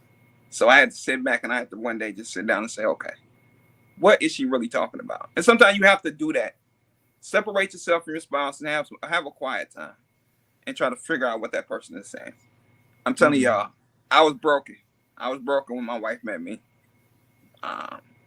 My dad, scared of my dad. My mom wasn't there. So I was a broken person. So I was already broken when she met me. So it's just any advice I got, just work on you and that person and be open. Communication. I wasn't a communicator. I didn't communicate. You know, she'll say something to me, I shut completely down. It's a week to 2 weeks. I ain't said nothing to her. So I had to learn how to communicate. Communicate is very important. And that's what I've learned through my wife and my marriage. You be sitting there like, I hope she say something to me. And you still won't say shit. I've been there. No. I know what that is. You be like, I hope her leg touch my leg in the bed. You know what I'm talking about, right? I hope she somehow hold me and shit in the middle of her sleep. You be wanting that shit to happen, but you be like, she better do it first because I'm not breaking this phone. I ain't touching you. I used to be like that. I had to learn.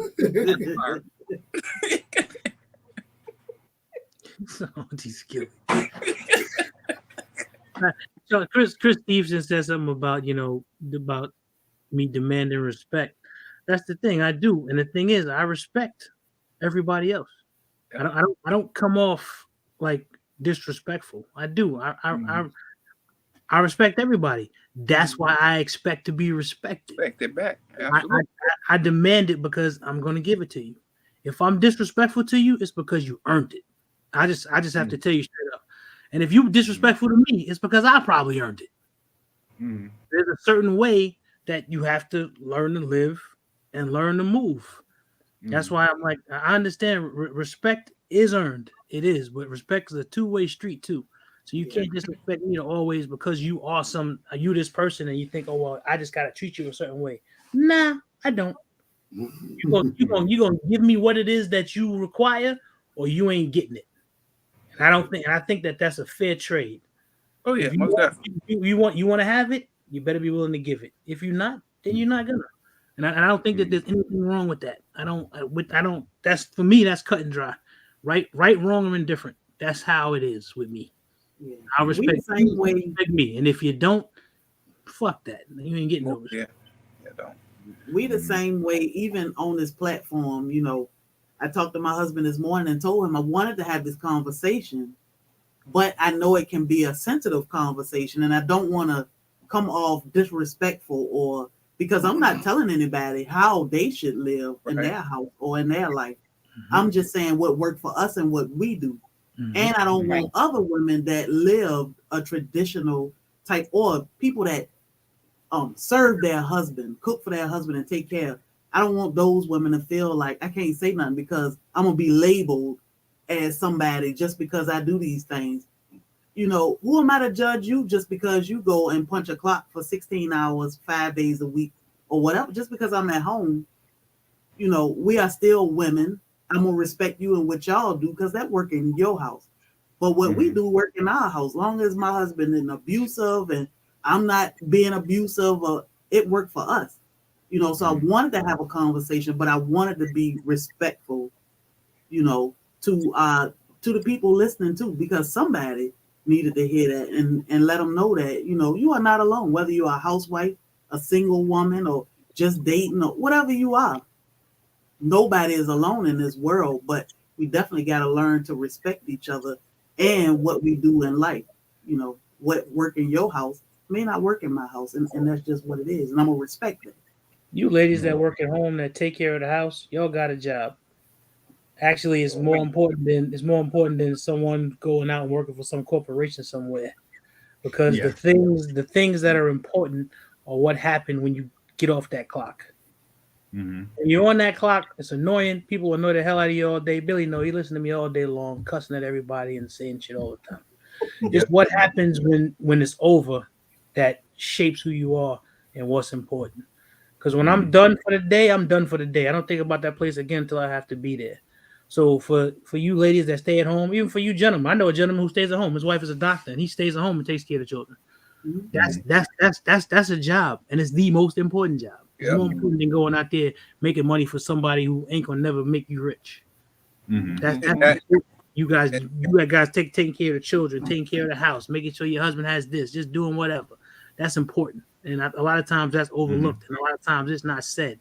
It's more important than doing a 9 to 5. That's my opinion, but I think it's right. So. You know, I often talk to Erica. She'll say things like, you know, I feel like I'm not doing enough. And I said, you don't realize how much I depend on you to do what you're doing.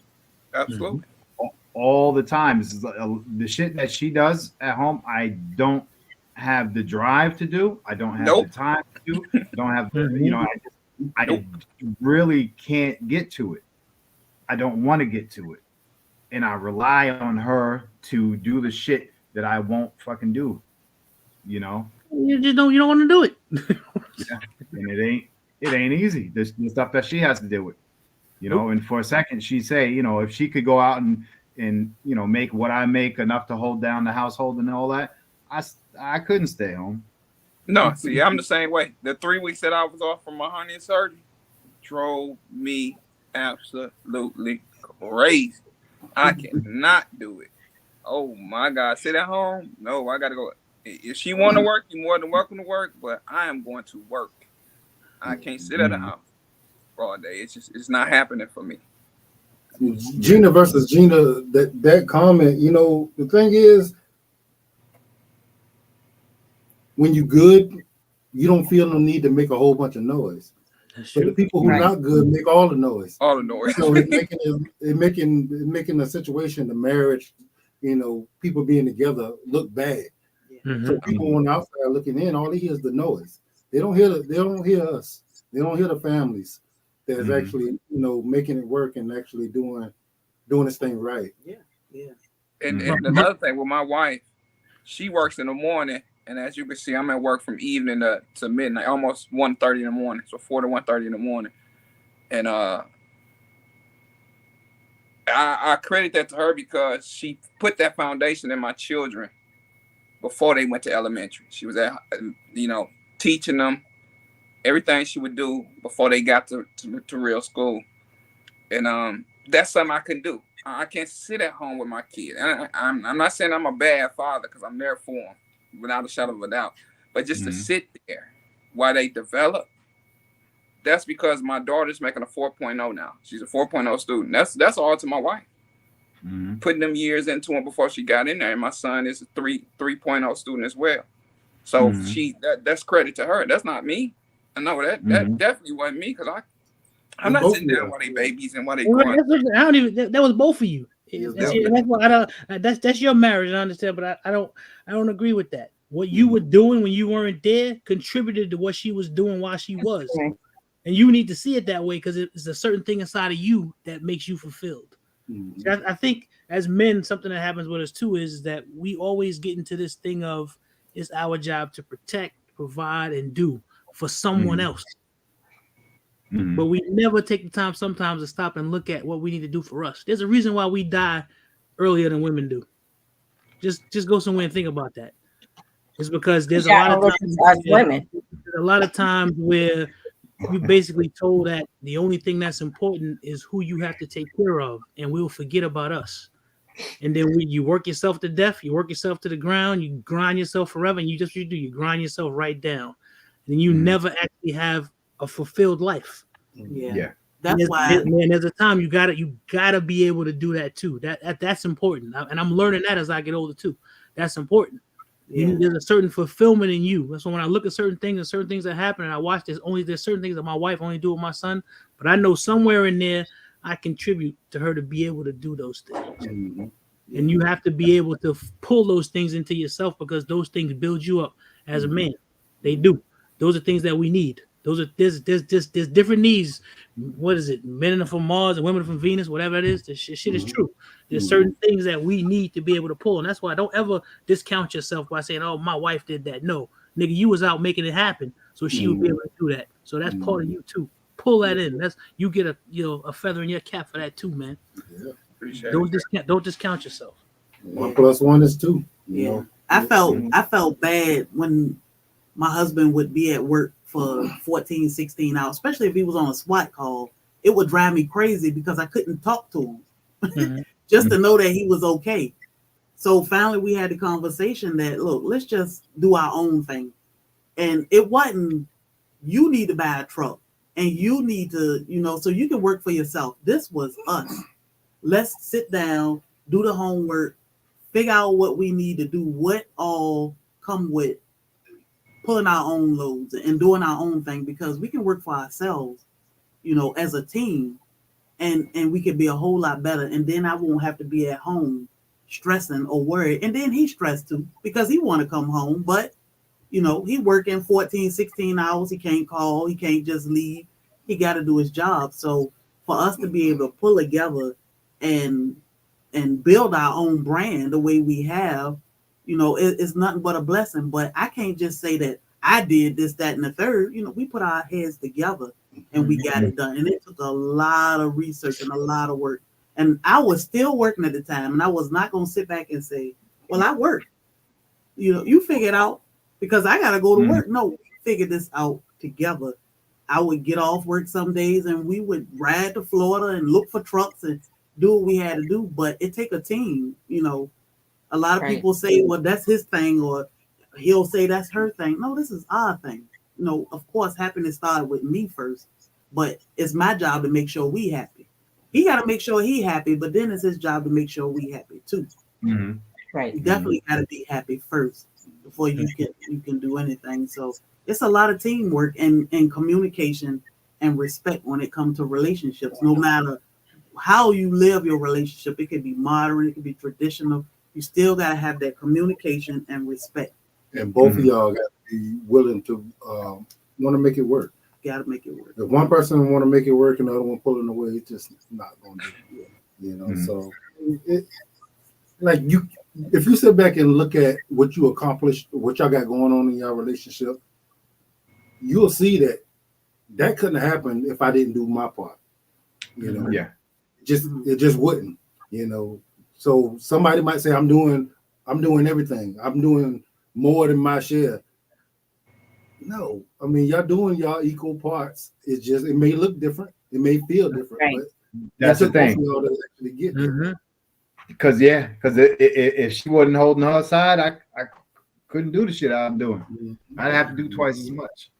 Yeah, like when the pandemic hit, we didn't know what, you know, our trucking company was going to do, because the ports, you don't know if the port's going to shut down while all this craziness is going on. But, you know, me being who I am, I said, well, babe, we can do this, that, and the third, and we would, you know, have an income. We'll be okay. He said, okay, well, let's do that. And it was one of the best decisions we could have made, because we did what we did. And it helped us a whole lot, but it was a team effort. It's not like I just said, well, you know, I got to have a job so that we'll be okay. We made this decision together, and we dealt with things together through the pandemic, and, you know, it helped us. But to just sit back and say stores were closing down and we don't know what the port's going to do, and I ain't going to be able to go to the nursing home or wherever to take care of my clients. What am I supposed to do? What are we supposed to do? Just sit back and try to live off, or depend on the government to look out for us and we don't have to pay no mortgage? No. We're going to come together and we're going to figure something out. But, you know, being a team, you can conquer a lot of things. That's why we always say community is important. We say that all the time here on YouTube. Community is important. It's the same thing at home.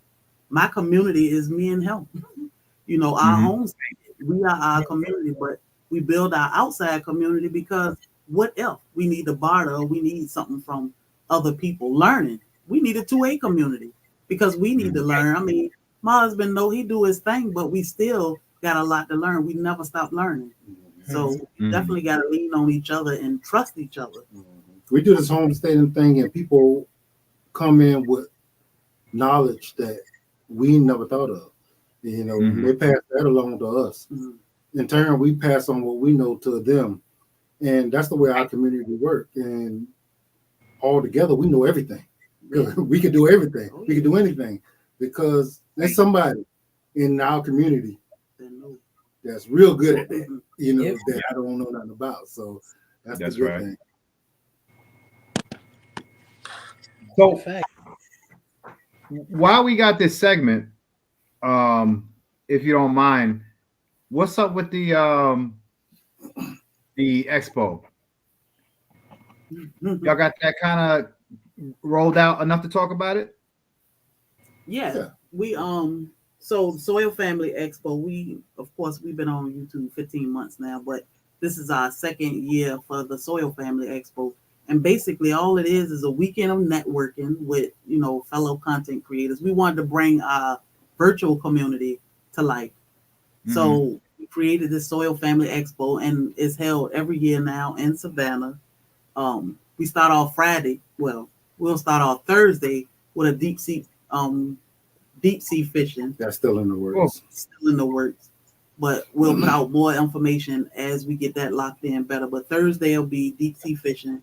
Friday, we have some entertainment downtown with that'll be our initial meet and greet down on the river.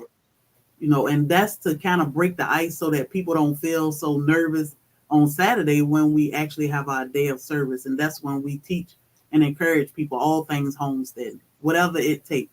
You know, growing your food from garden to the table, whether it's preserving, cooking, you know, tinctures. Of course, you know, I make my own herbs so we can have medicine. Anything to get you away from depending on Big Pharma or these grocery stores. You know, a lot of people don't realize how much they can do on 1 acre property in the suburb. We raise our own. We grow and raise as much food as we can. So we want to encourage the community to do that. Of course, gun safety and all these things are things that we partner up with Savannah Children's Museum. And on Saturday, we spent a couple hours there with content creators. You know, YouTubers come and they set up a booth, or they become vendors. If you make something and you sell it, that's the place to do it. But we also teach the kids and the adults how we made this cayenne salve and what is it for, Is it gonna hurt my kids? Or kids catch a cold. You want to use elderberry. You want to be able to grow your own tea. We grow our own bananas. We don't depend on the store for bananas. So we want to teach the world how to do this, but we bring people in from California, New York, Virginia, the Carolinas, Texas, and just have a good time. We eat a lot and we dance a lot. So we do have a Soil family dinner on Saturday night. Sunday we have then we have entertainment after dinner, which I think is 8 or 8:30. And then Sunday we end it with a farewell, see you next year breakfast in Pooler, Georgia. So, and just to be clear, it's not just for content creators. It's actually open to the public, for everybody. But the people that we never get to see, we never actually get to meet. Yeah, we just see you on here.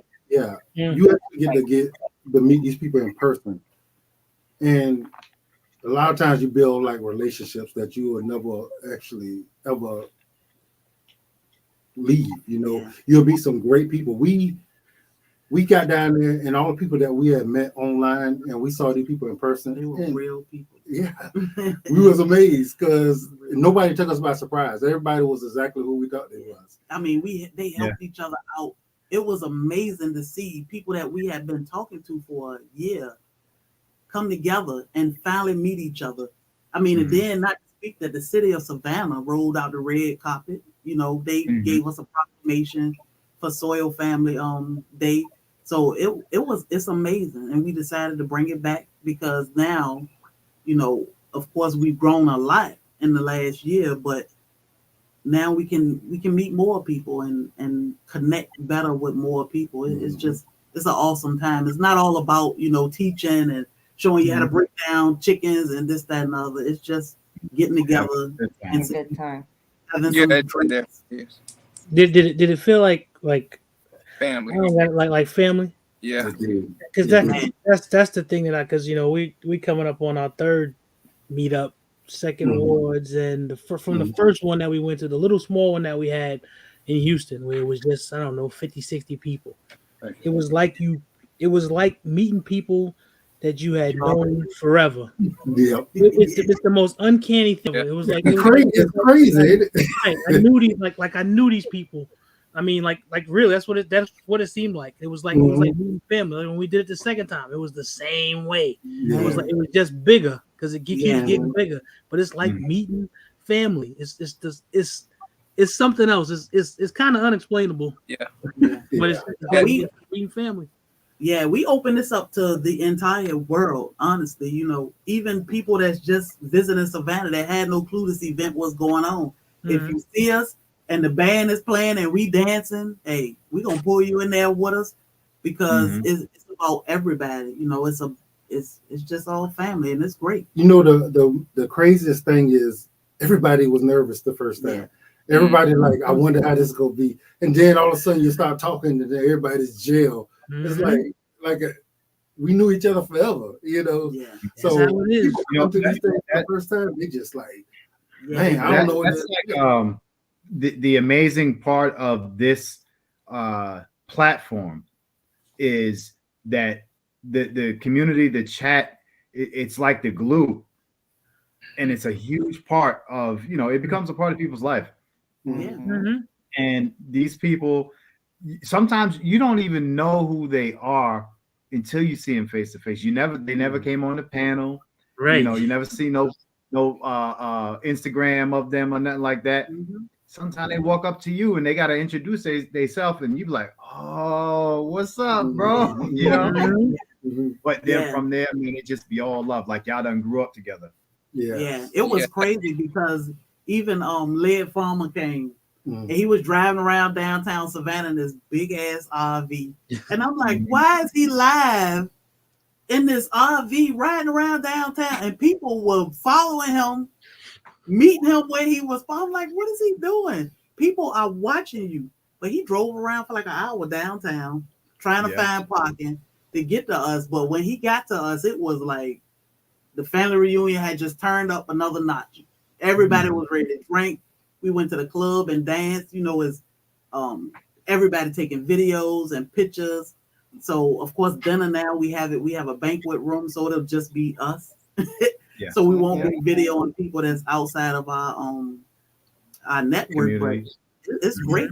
You know, nobody was rude to us or felt like, what are these weird people?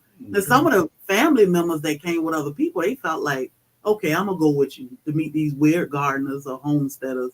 But now they just like they can't wait for this year. So, you know, it's great. We hope to see as many people here. Savannah is beautiful.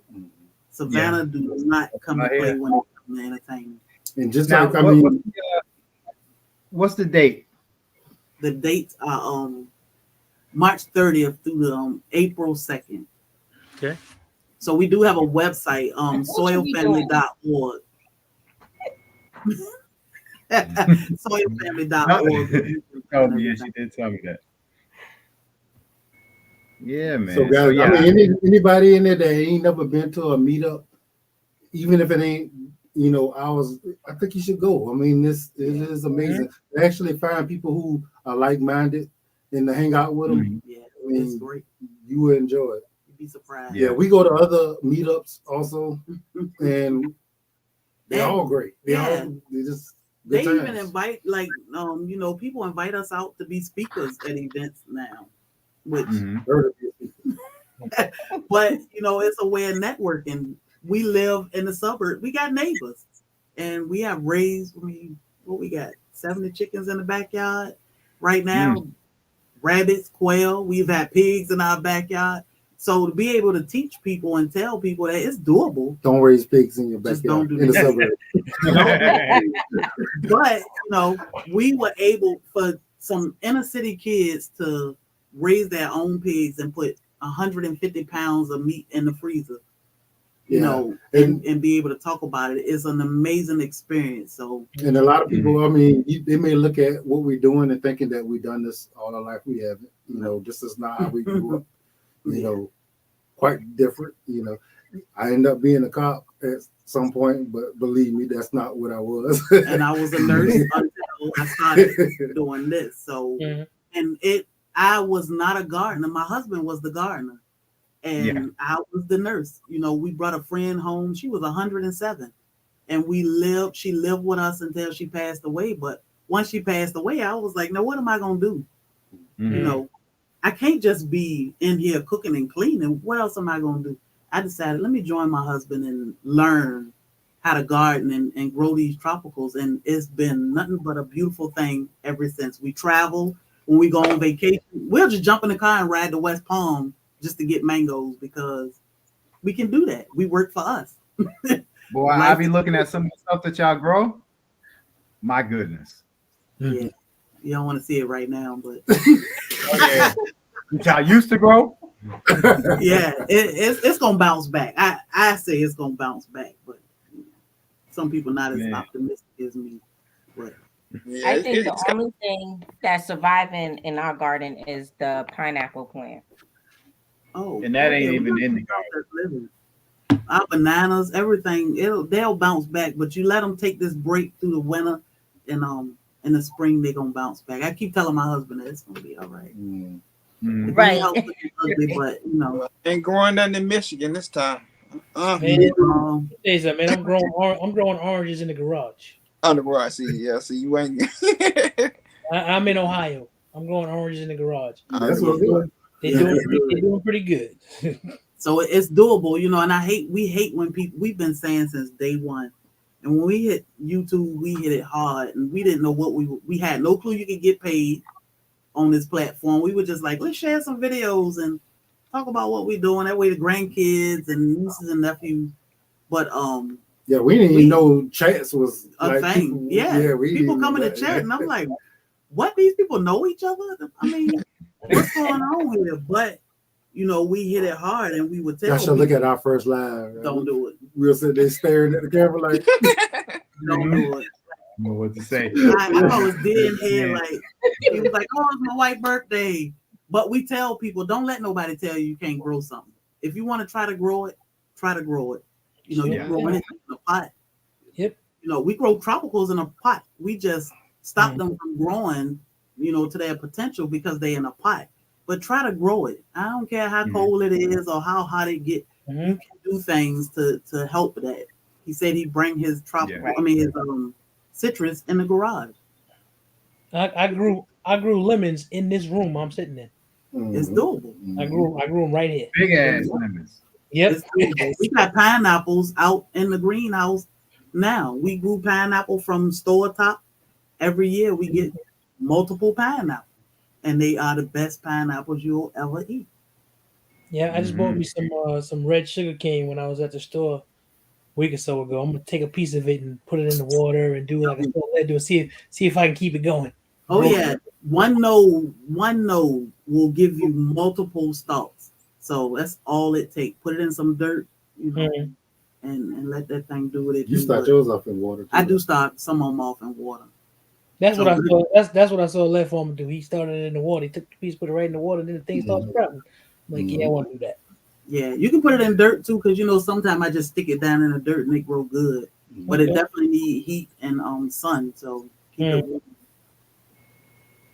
Yeah, Dennis, I appreciate that, young sir. Thank you. So real quick, we're coming down to our feed the puppy time, but It's not a puppy. It's the puppies. Oh, yeah, we got puppies. Feed the puppies, all the damn puppies. But either way, man, listen.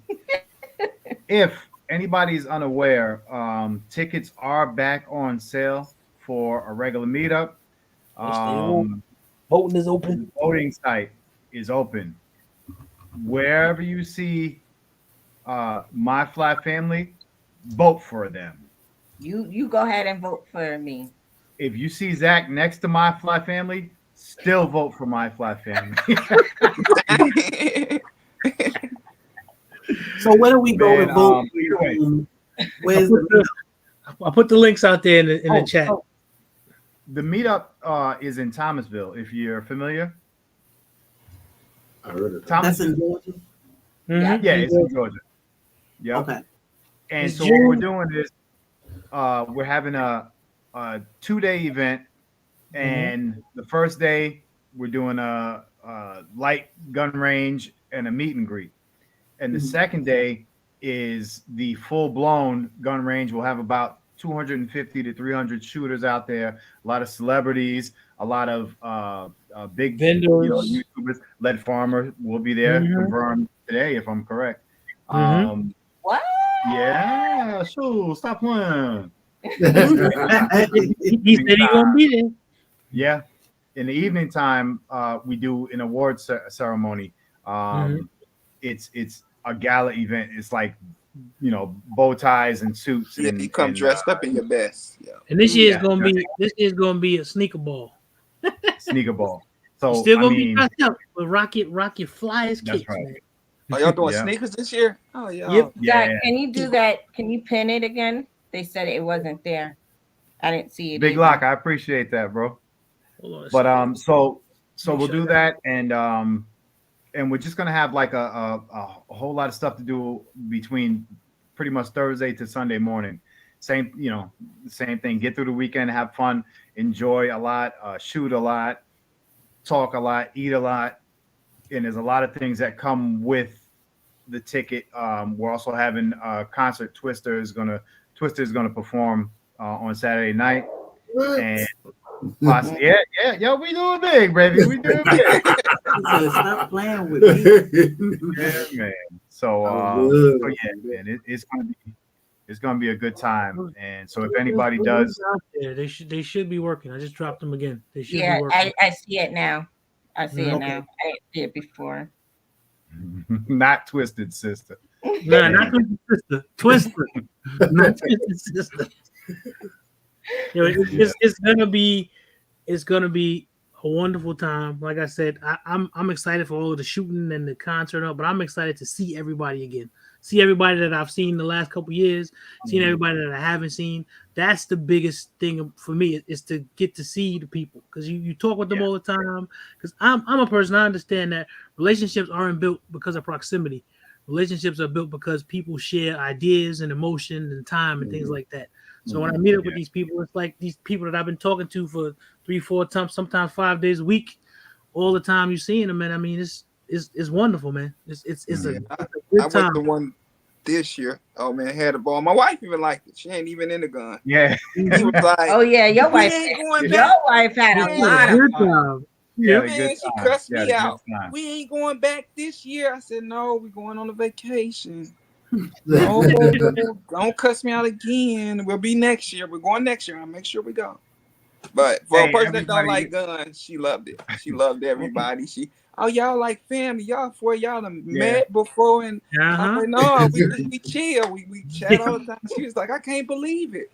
Like, yeah. Hey, everybody in the chat, if you don't mind, if you see the Cash App going down on the bottom, me and Zach are going to SHOT Show in a couple of days, and anybody that donates and throws money in there is pretty much going to be our dinner for the week. Shout out to everybody who already did. I appreciate y'all for real. Yeah, man, we're just going to go down there and try to get some dope content for everybody. Sunday. Sunday, man. Sunday is coming up quick, man. Listen, I need some words and vibes of encouragement because this will be Zach's first time on a plane. Yep. I'm going by myself. Eric, you gonna be home alone? That's what I'm saying. You know he's setting up the cameras. He probably you know he's setting up the cameras. You know he got I'm taking his phone. You know I got 2 phones. He got a tracking I know he got a tracking device in my arm talking about, baby, I know where you gonna be at. I always tell him about when you y'all were talking about camping in the backyard. 4 hours, man. 4 hours. Man. He can't do it, Bobby. What you talking about? I can do it. I don't want to do it. So I didn't do it. But I did do it. I did it. We had to finagle to get this guy on this trip, man. He wanted to go.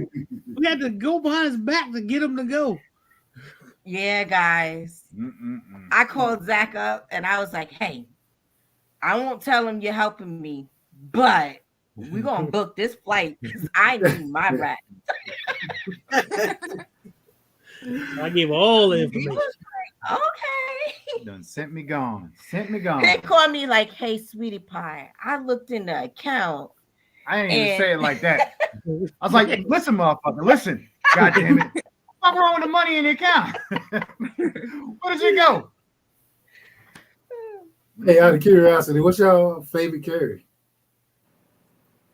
Right now, I got an AREX Delta 2 that I'm in love with. It's dope. I've been carrying a Glock 19X for I don't know how many years now. So that's my favorite carry. I don't switch up, so that's my favorite carry. Well, the Hellcat. So I'm gonna be honest. What I use. Go ahead, Skilly. What do you carry? Oh, the Hellcat. Don't do that, Zach. Don't do that. I heard that. I'm supposed to carry, but I leave it in my side drawer. I carry it in my purse, and then I leave my purse in the shopping cart. So what you supposed to carry? I'm supposed in the shopping cart. Hey, listen here. Girl. Speaking of camping, did I tell y'all this story yet? She go about a week before she noticed her gun missing. No. What the fuck is a gun? It's a gun, y'all. It ain't a goddamn pair of slippers. Right. My wife does the same thing. She left the shit in the motherfucking tent in the backyard for a week. For a week. A whole fucking week. She wasn't looking for it. My wife didn't say I had another one. It was I just grabbed another one. Was like, all right, come on, let's go. Bobby, you carry the same one? Your EDC is the same all the time? Bobby's mad at me right now. Yeah. I got a lot of guns. Just depends on which one I just grab. them. I'm proficient with all of them. So yeah. I like the Glocks. I got 27. So that's probably what I carry the most. So with Hellcat, what caliber is that? Nah. I never heard of it. Is it who? Not Nonville. That's Springfield. Yeah, you ain't here, but you ain't here about it. It's all right. You ain't missing nothing. Yeah. Oh, okay. Well, Zach, I auto rotate between the Canic TP9 SC as well, Elite SC. So that's what you should carry all the time. That's a good gun. that's a good gun, but it's too big for my. I ain't a big guy. You're a little guy, so I understand. Yeah, your tank top is loose. Your tank top be loose. Right. Oh wow, you gonna put me out there like that, Bill? I thought you was brother. From a tank top. I gotta get more proficient with my names because y'all talking something that sound like a whole other language. I guess I'm just basic. Yeah. No, that's all right, man. I tell you, stop through. You know, we go live 3 days a week, 4 days a week on different channels. The Regular Gun Guy and Big Dre and there's a bunch of channels that we go, you know, we hang out on. It's all about gun stuff, you know, just in case you feeling like chatting it up about something, asking some questions or whatever, you know. Yeah, most definitely. I definitely do that. Yeah, man. Yeah, I love to shoot, man. Just, you know, I'm used to my normal things, and you know, I don't really upgrade too much. I got my Desert Eagle, which I can't shoot for nothing, but I love the way it feels. Yeah, ain't nothing wrong. Yeah. And you just get into pretty bad. if you were, it's just, I don't know, guns are very addicting. That's all I have to say. Yes, they are. I just picked up one. Becoming a content creator, it becomes even more addictive. Yeah, I just picked up one that I paid for 3 weeks ago. Yeah, I saw you a little surprise. A little surprise video. A little surprise. Yeah. Oh, the Caltech? Yeah. Yeah, man. But you know what? I tell you, y'all would really, really have a good time coming to Georgia. Well, coming to Georgia. Y'all are already in Georgia, but coming down to Thomasville. Right. Y'all would have an amazing time coming to Thomasville. You don't even got to bring no guns. No, you really don't. Really don't. Just bring yourself. Yeah. All the ammo all the ammo is there. Guns that you only see on TV. Oh my God. Yoki, I don't even want to share that one, but Yoki got some shit. And not even just the creators, just some of the supporters, the cats that be in the chat. They come through with it. And everybody listen, you want to shoot this? You want to try this? It's great, man. That's what I'm saying. You don't need to bring I've brought guns now, and you never get to shoot them because you don't have to. You have a person walk up to you with a bag and say, "Here, shoot this." And it's a bag full of guns and ammo and magazines. So it's beautiful. Yeah, I would love to shoot some different guns, but I'm gonna have a gun. Oh yeah, definitely. As long as Joseph Harris show up, right. I'm shooting my favorite gun in the world. Yep. Man, it's people. Oh man, forget it. You got Joseph Harris, you got Brian Bridges, Rodney Brady. You have so many people in the community that are just letting us this shit. They got all types of stuff, man. You got Kaba come through with all the snob guns. I mean, it's just great. Hey, still to this day, Kaba let us shoot that performance. That's the most expensive gun that I've shot still to this day. They have that Beretta 92X performance or whatever. Oh, it's a beautiful gun too. And then you don't even got it no more. I was like, oh, damn. Staccatos, Masterpiece Arms. Staccatos. If you follow Black Rambo, Yoki, Twister, man, the list goes on. Life with OB. There's gonna be a whole lot of people there. The turkeys was out there. The turkeys got all type of stuff, man. They was out there showing out. It's gonna be more than enough for you to go out there and have some fun and learn some things. Yeah, just bring an EDC. That's all you need to bring. That's it. This community, man, y'all tight, man, because I don't be on YouTube unless I'm actually on YouTube.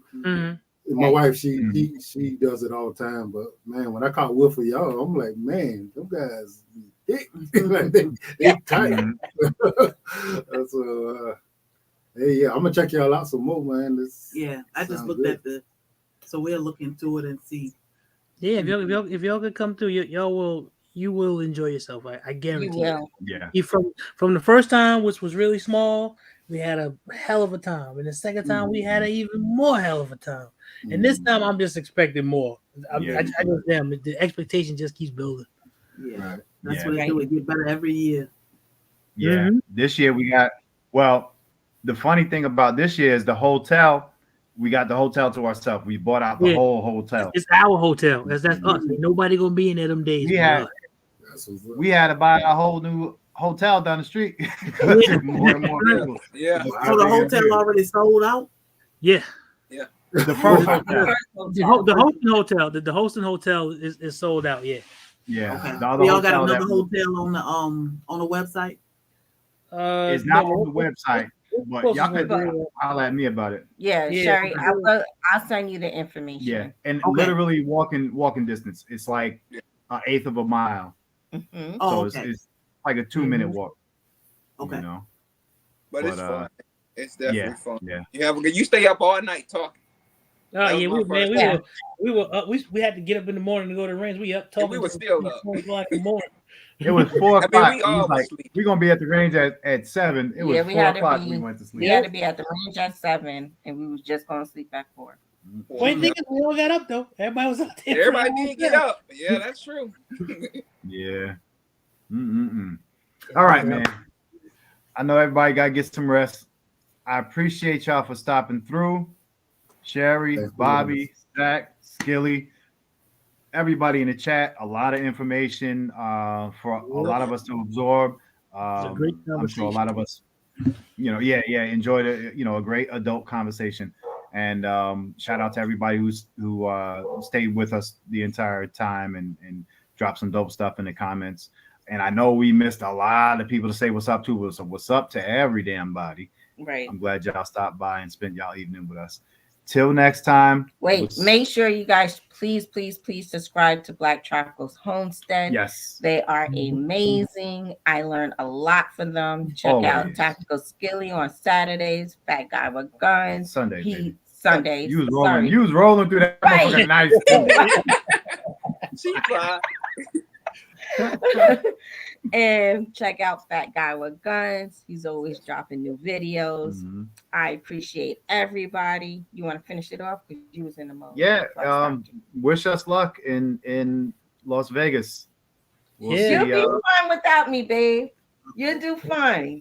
We go in there to have fun, but we go in there to try to create some relationships. And this is the biggest firearm show in the industry, and we're in there to be in that, to see it, experience it, and come away with something. We ain't just going there to play around. Coming back home with something. That's the goal. That's right. Thank you, man. We have a good time, I'm sure, and we'll be safe. And I'll try to, keep Zach off the bar tops. I'll try to keep him from taking the shirt off. Till next time, y'all. Wait, Zach, can you drop that link for me, please? Which one? Black Tropical Homestead. Yeah, hold on. Thank you. Don't forget to email me. I mean, text me the information, Erica. Yes, I will. Definitely. Plus, we will see you guys at your event because I already told them. I was like, oh, and they may have fishing. Mm-hmm. Yeah. Oh, yeah. Yo, because we were just talking about that. Right? We were just talking about fishing. I refused to go kayaking with the sharks. So kayaking. And that link is out there, y'all. Y'all can click on that link and go subscribe. True that. Please. Do that, y'all. You got to see my video when I caught that 30-pound jack. What was it? It was good. It was good. That's it. But all right, we appreciate. Thanks for the invite. Yes. Thanks for stopping by. We appreciate y'all. Y'all enjoy the evening. We'll talk to everybody soon. Be safe. All right, love you, family. Peace.